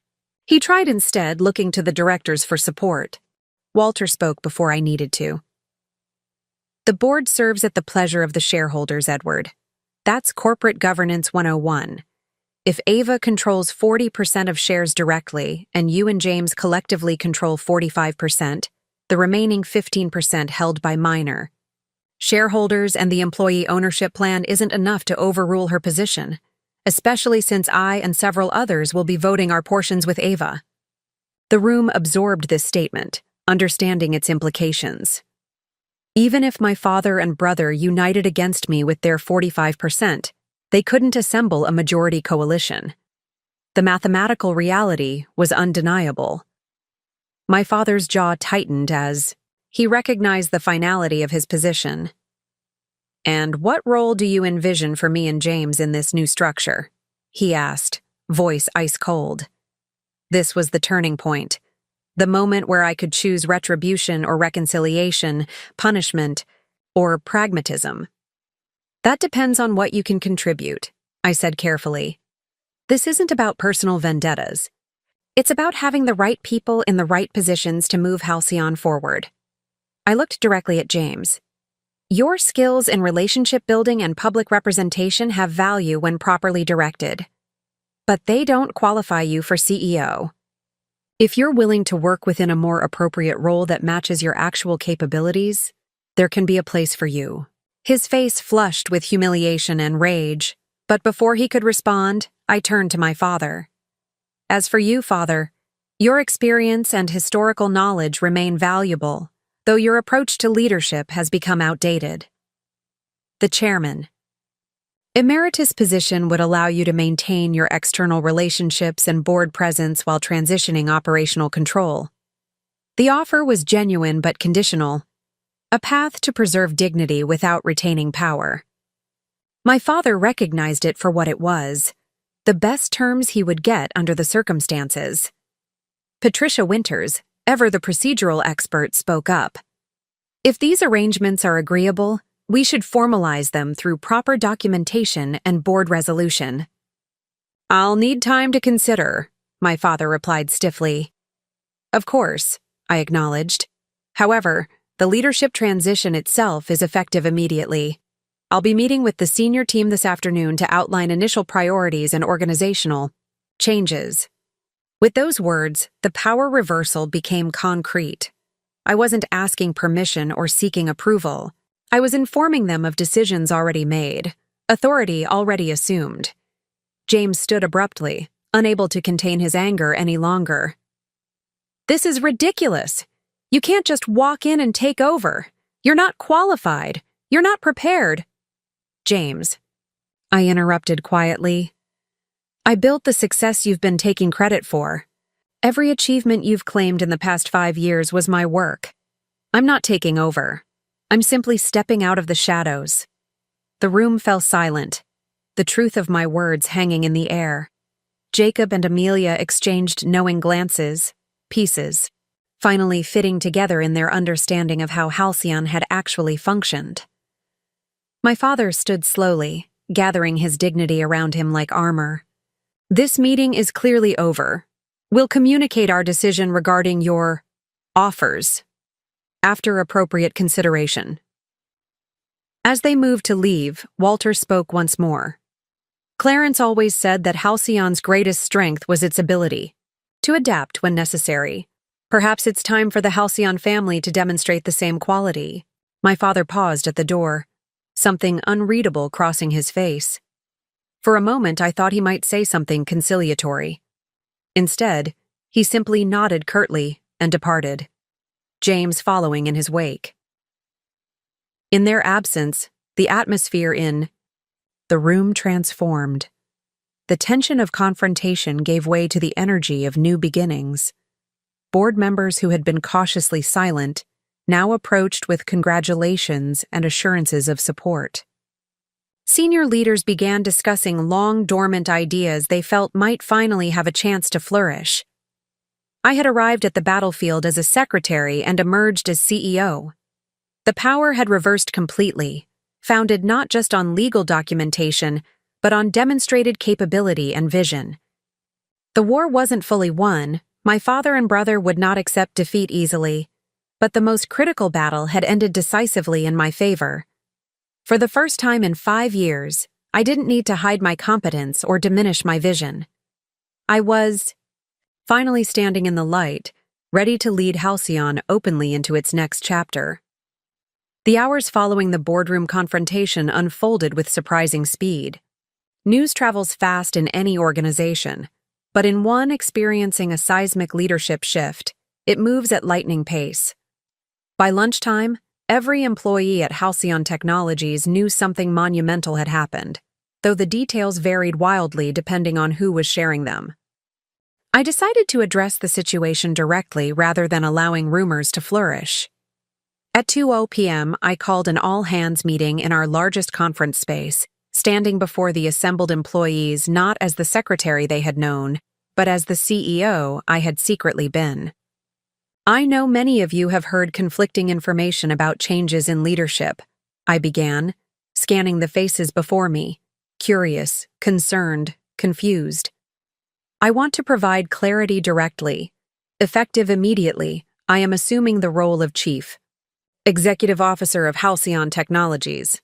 The murmurs that spread through the room reflected collective surprise. For years, these people had passed me in hallways with polite nods at best, complete disregard at worst. Now I stood before them as their leader. Some of you may be wondering how the company secretary came to be CEO. I continued with a small smile. The truth is more complex than you might imagine. For the past 5 years, I have been working behind the scenes, guiding many of our most successful initiatives while allowing others to take visible credit. As I explained the reality of my role in Halcyon's transformation, I could see the dawning recognition in many faces, particularly those who had implemented my strategies without knowing their true source. This transition may seem sudden, but I want to assure you that Halcyon's operations and direction will continue with the same focus on innovation and excellence that has driven our recent success. The difference is that now, the leadership structure will align with the actual sources of that success. After addressing immediate concerns about job security and organizational stability, I ended the meeting with a commitment to transparency moving forward. As employees filed out, many approached with congratulations or questions, seeing me with new eyes and reconsidering countless interactions from the past. Meanwhile, the collapse of my opposition was unfolding in ways both public and private. James's reaction was the most immediate and visible. By 3 p.m., he had cleared out his office in a chaotic whirlwind of activity, instructing his assistant to pack his awards and personal items while he made angry phone calls in the hallway, loud enough for others to hear. "It's a hostile takeover, effectively," he told someone, pacing outside the executive suite. "She manipulated our grandfather, created some kind of shadow operation. Yes, legally it seems airtight, but ethically, it's outrageous. His performance wasn't for my benefit. He didn't realize I was within earshot, reviewing transition details with Patricia in a nearby conference room. It was a display meant for the witnesses he assumed would sympathize with his plight. But the audience was no longer receptive to his narrative. Too many people had already begun connecting dots, realizing that the company's actual success had little to do with James's leadership. By 4:30 p.m., he made his final exit, walking through the office with deliberate confidence that didn't match his flushed face and clenched jaw. He didn't say goodbye to anyone, didn't acknowledge the team members who had supported him for years. His departure was the physical manifestation of his inability to accept reality, dramatic, self-centered, and ultimately insignificant to the YI company's operations. My father's response was more strategic but equally revealing of his character. He didn't clear out his office or make a public display. Instead, he called an impromptu meeting with several long-standing board members at his private club across town, attempting to build a coalition that could limit my authority, even if they couldn't remove me. I learned of this meeting not through corporate espionage, but through Walter, who had been invited and attended specifically to monitor the situation. It was a last-ditch effort to salvage some control, Walter told me when he called that evening. Edward proposed creating an executive committee with oversight powers that could effectively check your decisions. "And the response?" I asked, though I could guess from Walter's tone. "Lukewarm at best." Richard and Michael were diplomatic but non-committal. The others seemed uncomfortable with the entire approach. Walter paused before adding, "Edward doesn't realize how much his stock has fallen. The board has watched Halcyon thrive in recent years while questioning his actual contribution.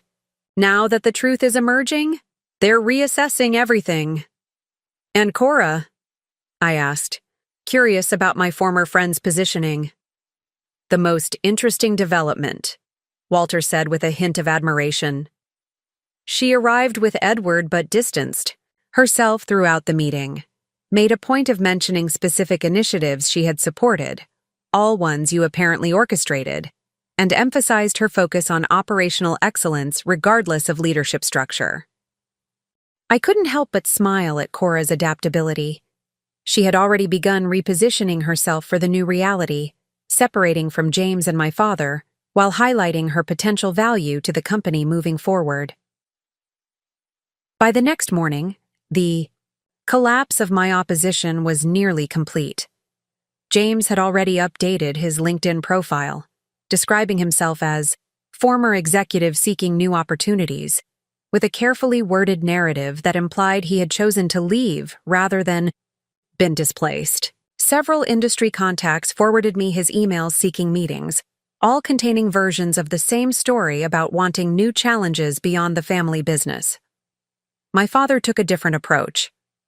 At 9 a.m. sharp, his assistant, not me for the first time in 5 years, requested a meeting in his office. I agreed, curious about what strategy he would attempt next. When I entered, I found him sitting behind his desk, posture perfect, expression controlled. The office looked exactly as it had yesterday, with one notable difference. The photographs of my grandfather had been removed from the credenza behind him. "I've considered your proposal," he said without preamble. "I find the terms unacceptable." I nodded, having anticipated this response. "What would you suggest instead?" "I'll accept a full retirement with appropriate compensation," he stated. "No emeritus position, no ongoing role, a clean break." This surprised me. I had expected him to fight for continued influence, not to remove himself entirely. "May I ask why?" I inquired, genuinely curious about his reasoning. Something flashed across his face, pride perhaps, or wounded dignity. "I built this company after your grandfather. I won't remain in a diminished capacity, taking direction from—" He stopped himself. "From your daughter?" I finished for him. "From someone who obtained control through methods I find questionable," he amended carefully. I considered his position, recognizing the pride that prevented him from adapting to new circumstances. My father had always defined himself through authority and control. Without them, he would rather remove himself entirely than accept a new role. "I'll have Patricia draft the retirement agreement," I said simply. "The board will want to recognize your years of service appropriately." He nodded curtly. Our business concluded. As I turned to leave, he spoke once more. "Why the secrecy, Ava? Why pretend to be something you weren't for 5 years? If you had this capability, this vision you claim, why hide it?" I paused at the door, weighing how much to reveal. "I didn't want it to come to this," I admitted. "I hoped that results would speak for themselves, that performance would matter more than preconceptions.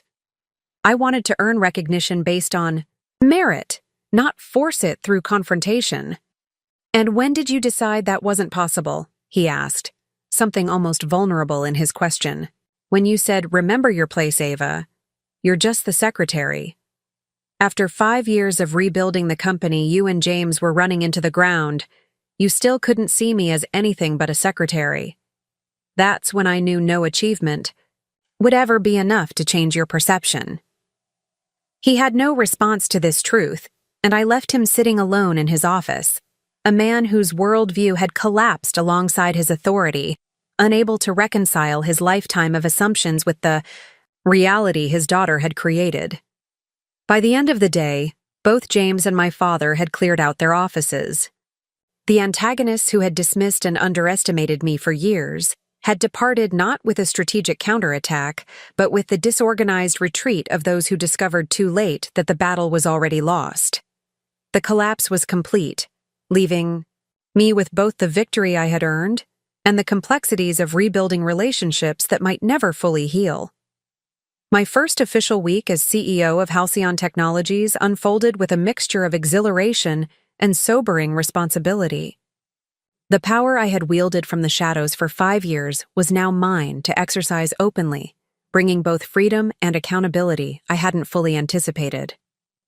My first priority was stabilizing the organization after the shock of the leadership change. I scheduled individual meetings with each department head, starting with those whose support would be most critical. Jacob Chen from Product Development was my first appointment on Monday morning. As he entered my new office, the same space my father had occupied but already transformed with cleaner lines and better lighting, I could see him recalibrating his perception of me in real time. "I've been thinking about our conversations over the past few years," he said after we'd settled. "And all those times you passed along ideas or routed feedback that seemed to come from nowhere. That was all you, wasn't it?" I nodded. "Most of it, yes. I found that suggestions were more likely to be implemented if people didn't know they came from just the secretary." He shook his head, impressed and a little embarrassed. "The integration architecture for the enterprise platform, the one that saved the entire division, I presented that as my own work to the executive team. And you should have received credit for it," I assured him. "You executed it brilliantly and improved on several aspects of the original design." "But it wasn't my idea," he insisted. "I've been taking credit for your work." "Jacob," I said firmly, "Halcyon isn't about individual credit or ego. It's about creating technology that solves real problems. You did that regardless of where the initial concept originated. I don't want people walking on eggshells, worried about who deserves recognition. I want us focused on results." This approach, emphasizing collective achievement over personal credit, became the foundation of the new organizational culture I began establishing. In each meeting with department heads, I made clear that the past was prologue. What mattered now was how we moved forward together. Amelia Rhodes from Client Success had perhaps the most illuminating reaction when we met. "You know," she said thoughtfully, "I always wondered why James and your father never seemed interested in the client feedback data I compiled. I'd send reports directly to them, but the only meaningful responses came through you." They viewed client relationships as social opportunities rather than strategic assets, I explained. Dinners and golf outings rather than solving business problems. She leaned forward, energized by finally having a leader who understood her department's value. "I have 3 years of pattern data showing exactly what our enterprise clients need next. I've been sitting on it because previous leadership wasn't interested. Would you like to see it?" "Absolutely. That's exactly the kind of insight we need to drive our product roadmap." These conversations repeated across departments. Talented professionals who had been constrained by old leadership suddenly finding their expertise valued and their insights welcomed. The collective energy was palpable as people realized they could finally work openly with a CEO who understood both the technology and the business. My meeting with Cora Matthews, however, presented unique challenges. Her strategic pivot away from James and my father had been swift and self-preserving, but her position remained ambiguous. As the newly appointed COO with little organizational history at Halcyon, she existed in a professional limbo. She arrived precisely on time, dressed impeccably as always, her expression carefully neutral as she took a seat across from me. "I imagine you're reconsidering my role," she began pragmatically, never one to avoid difficult conversations. "I'm reconsidering everyone's role," I replied, "including my own. The question is, where you best fit in the Halcyon I'm building." "And where is that?" she asked directly. I studied her, the former friend whose ambition had led her to align with my brother despite knowing his limitations. Her talent was undeniable, her business acumen sharp. The question wasn't capability, but trust. "That depends," I said. "Are you here because you believe in what Halcyon can become, or because it was the most advantageous career move at the time?" Her smile was slight but genuine. "Both, obviously. I've always been transparent about my ambition." "Yes, you have," I acknowledged, "and I respect that more than false modesty or pretended loyalty." "So where does that leave us?" she asked. "I need a COO who understands operations and can execute efficiently," I stated. "Someone who complements my strategic focus with tactical excellence. Your experience at Vertex demonstrated those capabilities." "But," she prompted, sensing the unspoken reservation, "but I need to know you're committed to Halcyon's success." not just your own advancement. The two should align, but when they conflict, I need to trust your priorities. Cora considered this, then nodded slowly. Fair enough. I propose a 6-month trial period. Judge me by results and demonstrated loyalty, not promises or past affiliations. Her directness was refreshing, and her proposal practical. Agreed. 6 months, with clear performance metrics and expectations on both sides.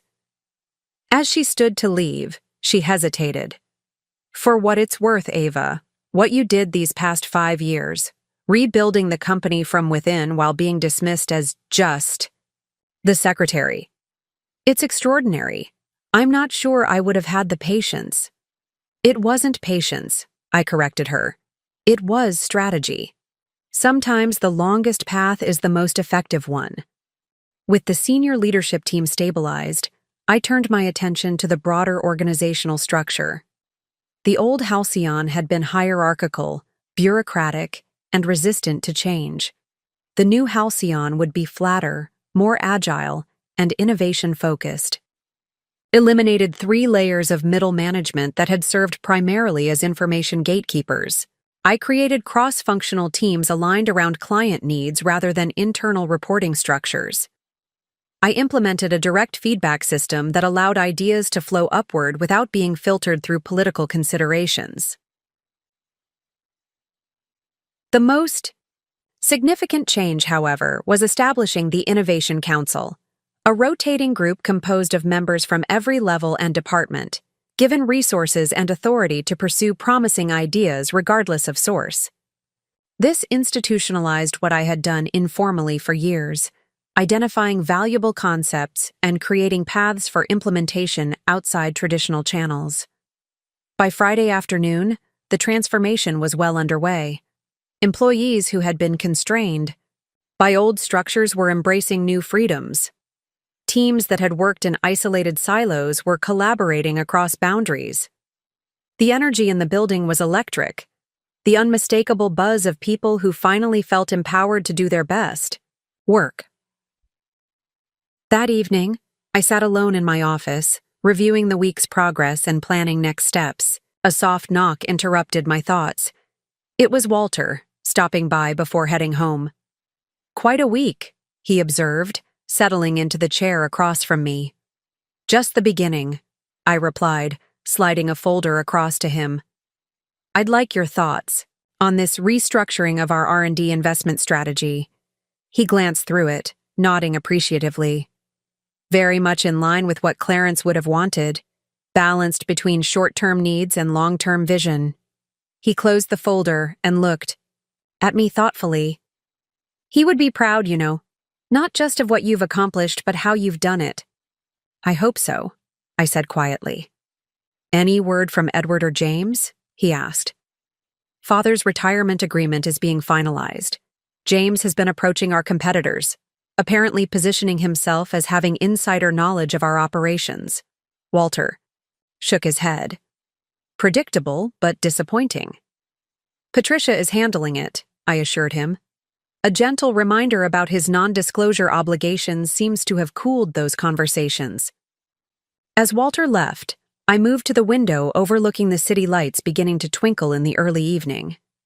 The new order at Halcyon was taking shape, not as a rejection of its history, but as an evolution of its founding principles. My grandfather had built this company to solve problems through technology innovation. My father had maintained it as a source of status and traditional success. Now it was my turn to lead it into a future that honored its origins while embracing new possibilities. The secretary who had been dismissed and underestimated was now defining the rules of engagement, setting the priorities, and establishing the culture. The new order wasn't about revenge or even vindication. It was about finally allowing Halcyon to become what it was always meant to be. A company where merit outweighed tradition, innovation trumped comfort, and results mattered more than appearances. The transition was far from complete, but the foundation was firmly in place. Halcyon was mine now, not just in legal ownership, but in operational reality and organizational culture. The challenge ahead was proving that my vision deserved the opportunity my grandfather had ensured I would have. 2 weeks into my official leadership, a new challenge emerged from an unexpected direction. I was reviewing quarterly projections. With Piper, when my assistant, the irony of now having my own assistant wasn't lost on me, interrupted with an urgent message. Ms. Halcyon, the Wall Street Journal, is requesting a comment on a story they're running tomorrow. They say it's regarding governance concerns at Halcyon Technologies following the controversial leadership change. I thanked her and excused myself from the meeting. In my office, I found the reporter's email with his direct questions. Was it true that Clarence Halcyon had been suffering from cognitive decline when he transferred controlling interest to me? Had the board been deliberately kept in the dark about ownership changes?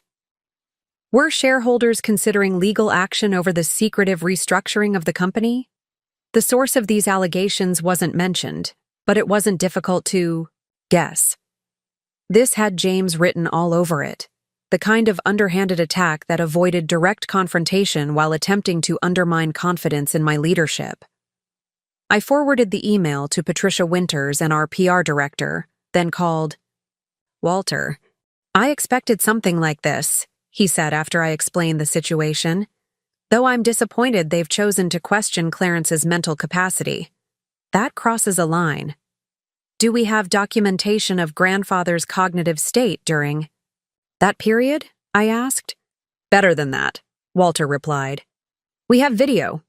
Clarence insisted on recording the signing of all major documents in his final year, specifically to prevent these kinds of challenges. He was quite clear about his reasoning and intentions. This was news to me. "Where are these recordings now?" "In the corporate archives. I'll have them sent to Patricia immediately." The escalation had begun, but I was more prepared than my opposition realized. While they were attacking through insinuation and anonymous sources, I had facts, documentation, and witnesses. Within an hour, I convened a response team consisting of Patricia, our PR director, Walter, and 2 board members with strong media relationships. By evening, we had crafted a comprehensive strategy. Patricia provided the journal with medical documentation of my grandfather's cognitive health, signed by 3 separate specialists who had evaluated him specifically to prevent future challenges. Walter offered to be interviewed on the record about Clarence's decision-making process and explicit intentions. We prepared a statement addressing each allegation directly, supported by documentary evidence including board minutes showing regular updates on the company's ownership structure, subtle references that had been overlooked but were legally sufficient. Most powerfully, we provided selected clips from the video recordings Walter had mentioned, showing my grandfather articulating his concerns about the company's direction and his confidence in my abilities. The journal's story changed significantly overnight, transforming from a potential exposé into a more nuanced piece about family, business succession challenges. The reporter, presented with overwhelming evidence contradicting his original angle, had little choice but to reframe the narrative. But James wasn't finished. 3 days later, a new attack emerged through a different channel. An industry blog published an insider account, claiming that Halcyon's recent successes had been exaggerated through creative accounting and that the company faced significant, undisclosed technical challenges. Again, no named sources, but the details pointed to information only James would have had access to, though significantly distorted. This required a different approach.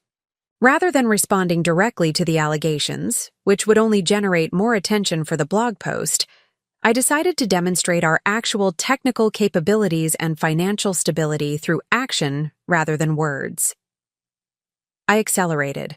The announcement of our new enterprise security platform, a major innovation that had been in development for months and was nearly ready for market. The timing hadn't been ideal, but circumstances demanded a show of strength. The product launch was scheduled for the following week, with invitations to major clients, industry analysts, and media. Rather than the typical executive presentation, I structured the event around actual technical demonstrations led by our development team, with Jacob Chen prominently featured as the project lead. The morning of the launch, however, brought a new complication. One of our largest clients called in a panic, having received an anonymous email warning them about critical security vulnerabilities in our existing platforms, allegedly from a concerned former executive. This crossed the line from annoying to potentially damaging. I immediately assembled our security team to conduct a comprehensive review, not because I believed the claims, but because client confidence was paramount. By midday, they confirmed what I already knew. Our security protocols were solid, with no evidence of the vulnerabilities described in the email. Rather than hiding this incident, I addressed it head-on at the beginning of the launch event. Some of you may have received concerning information about our platforms this morning, I acknowledged to the assembled clients and media. I want to address this transparently. Yes, a former executive has been making unfounded claims about our technology. No, these claims have no basis in fact, as our security audit today confirmed. I paused, making eye contact with key clients. But I understand that in today's environment, trust must be earned continuously. That's why we're taking an unprecedented step today. I gestured to our chief security officer who joined me on stage. We're announcing the Halcyon Security Transparency Initiative. Beginning next month, we will undergo quarterly third-party security audits, with results shared directly with our clients. Additionally, we're establishing a bug bounty program with significant rewards for identifying legitimate vulnerabilities. The room's energy shifted perceptibly. What had begun as a defensive position against James's attacks had transformed into an industry-leading commitment to transparency that positioned Halcyon at the forefront of security accountability. The product demonstration that followed was flawless, with Jacob and his team showcasing innovations that clearly demonstrated our technical leadership. By the end of the event, the earlier concerns had been replaced by genuine enthusiasm for both our technology and our approach to client partnership. As attendees mingled afterward, I overheard one CIO tell another, "This is night and day compared to the previous regime. Remember those product launches that were all buzzwords and no substance? This team actually understands what they've built." That evening, I received an unexpected call from Amelia in client success. "I thought you should—" "No," she said. 3 clients who received those warning emails called today to increase their contracts. They said the way we handled the situation gave them more confidence in Halcyon than they've ever had. James's attempted sabotage had backfired completely, strengthening our client relationships rather than damaging them. But I knew he wouldn't stop there. His attacks would continue, perhaps escalating further as each attempt failed.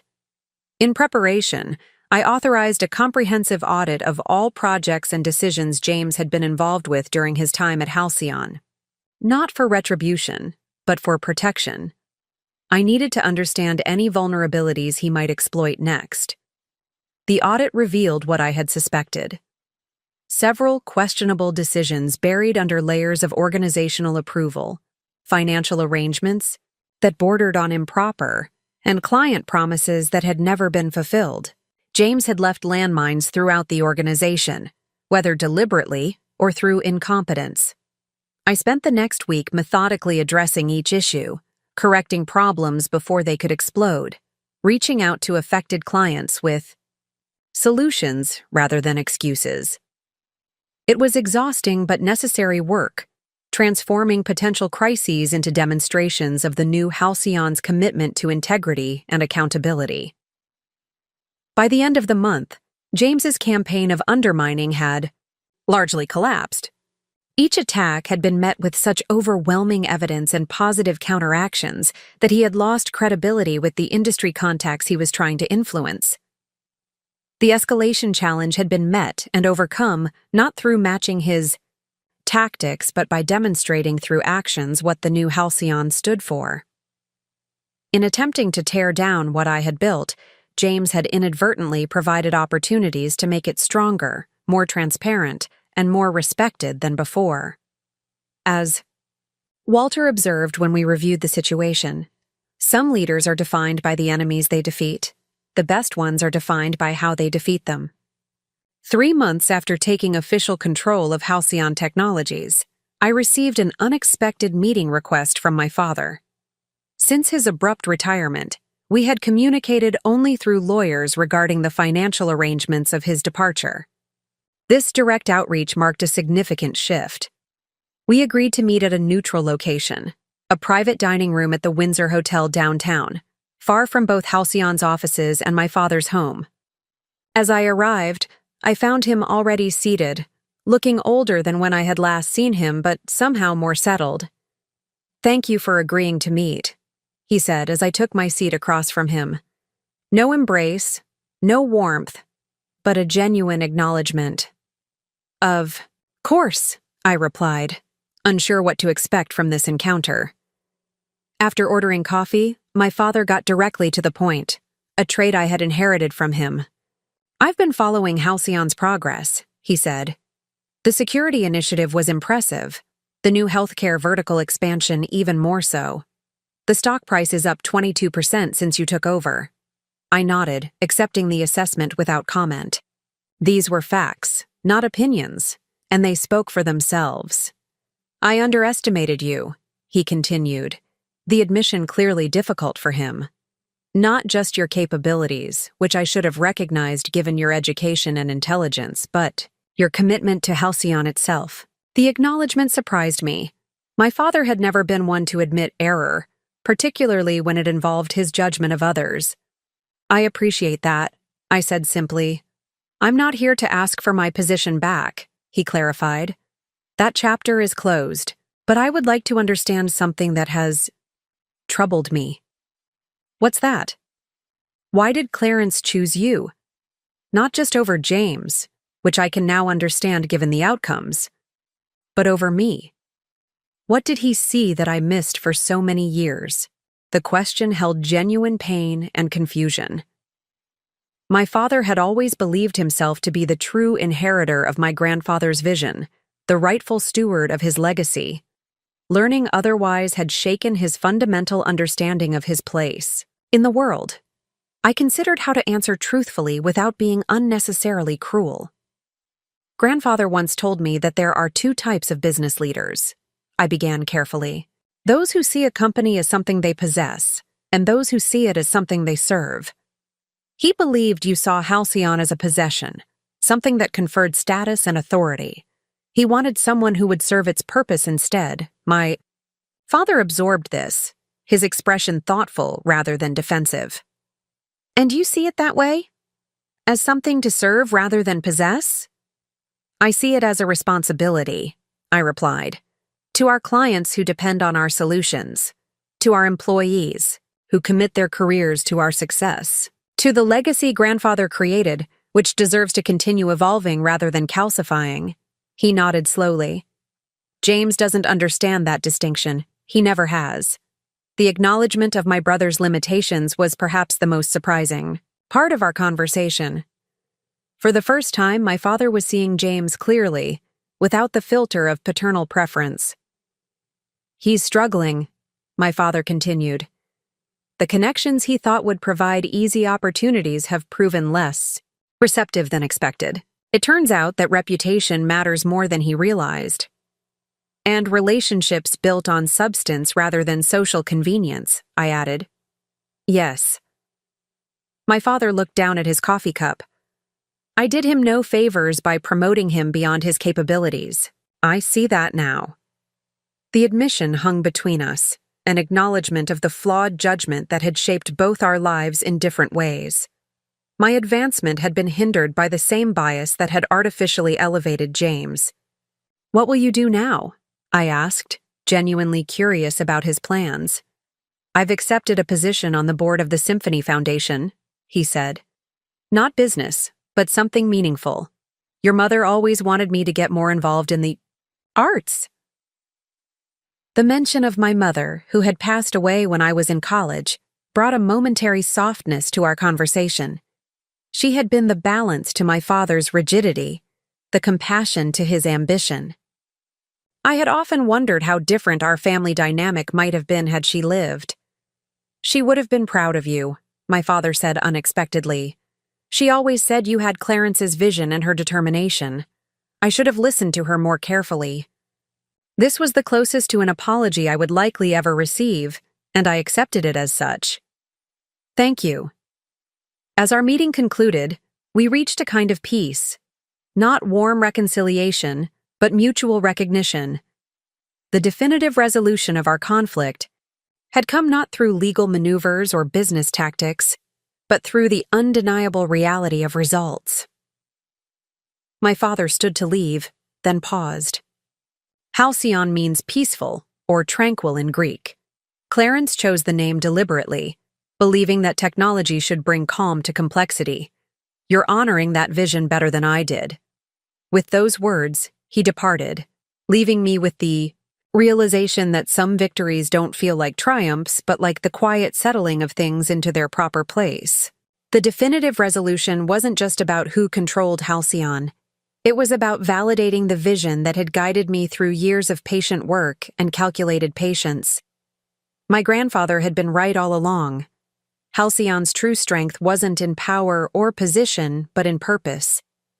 And that purpose was now secure in the hands of someone who understood it completely. 6 months after taking official control of Halcyon Technologies, I stood at the floor-to-ceiling windows of my office, watching the sunset paint the city skyline, in gold and amber. The view was the same one my father and grandfather had gazed upon, but what I saw was fundamentally different. Not just a landscape, but a future unfolding.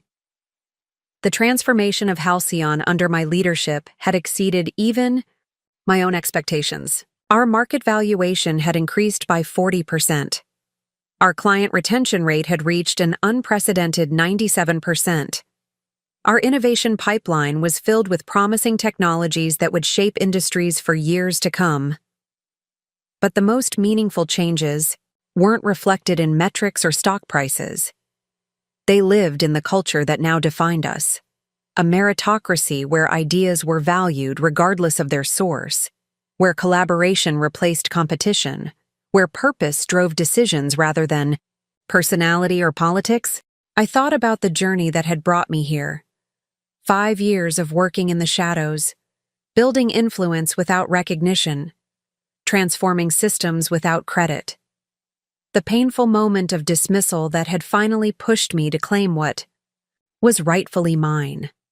The confrontations and challenges that followed, each one strengthening rather than weakening my resolve. The lessons had been profound, some bitter, others illuminating. Power doesn't always announce itself with title or position. Sometimes, the quietest person in the room holds the most significant influence. Patience isn't passive, it's strategic. Waiting for the right moment requires more discipline than reacting to every slight or challenge. True leadership isn't about being seen, but about results, visible or invisible, acknowledged or unrecognized.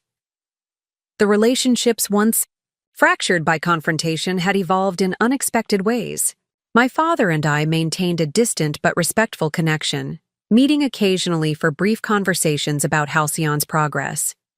James had finally found a position better suited to his actual talents, heading public relations for a mid-sized firm where his social skills and presentation abilities were assets rather than substitutes for deeper capabilities.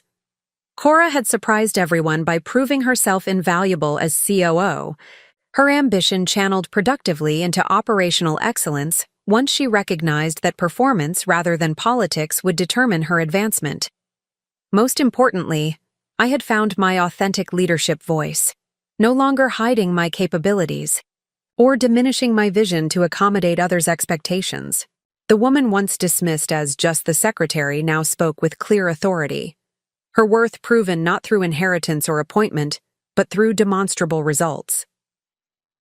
As I turned away from the window and back to my desk, my eyes fell on a small framed photograph my grandfather in his workshop, a young me perched beside him as he explained some technical concept, both of us absorbed in the discussion.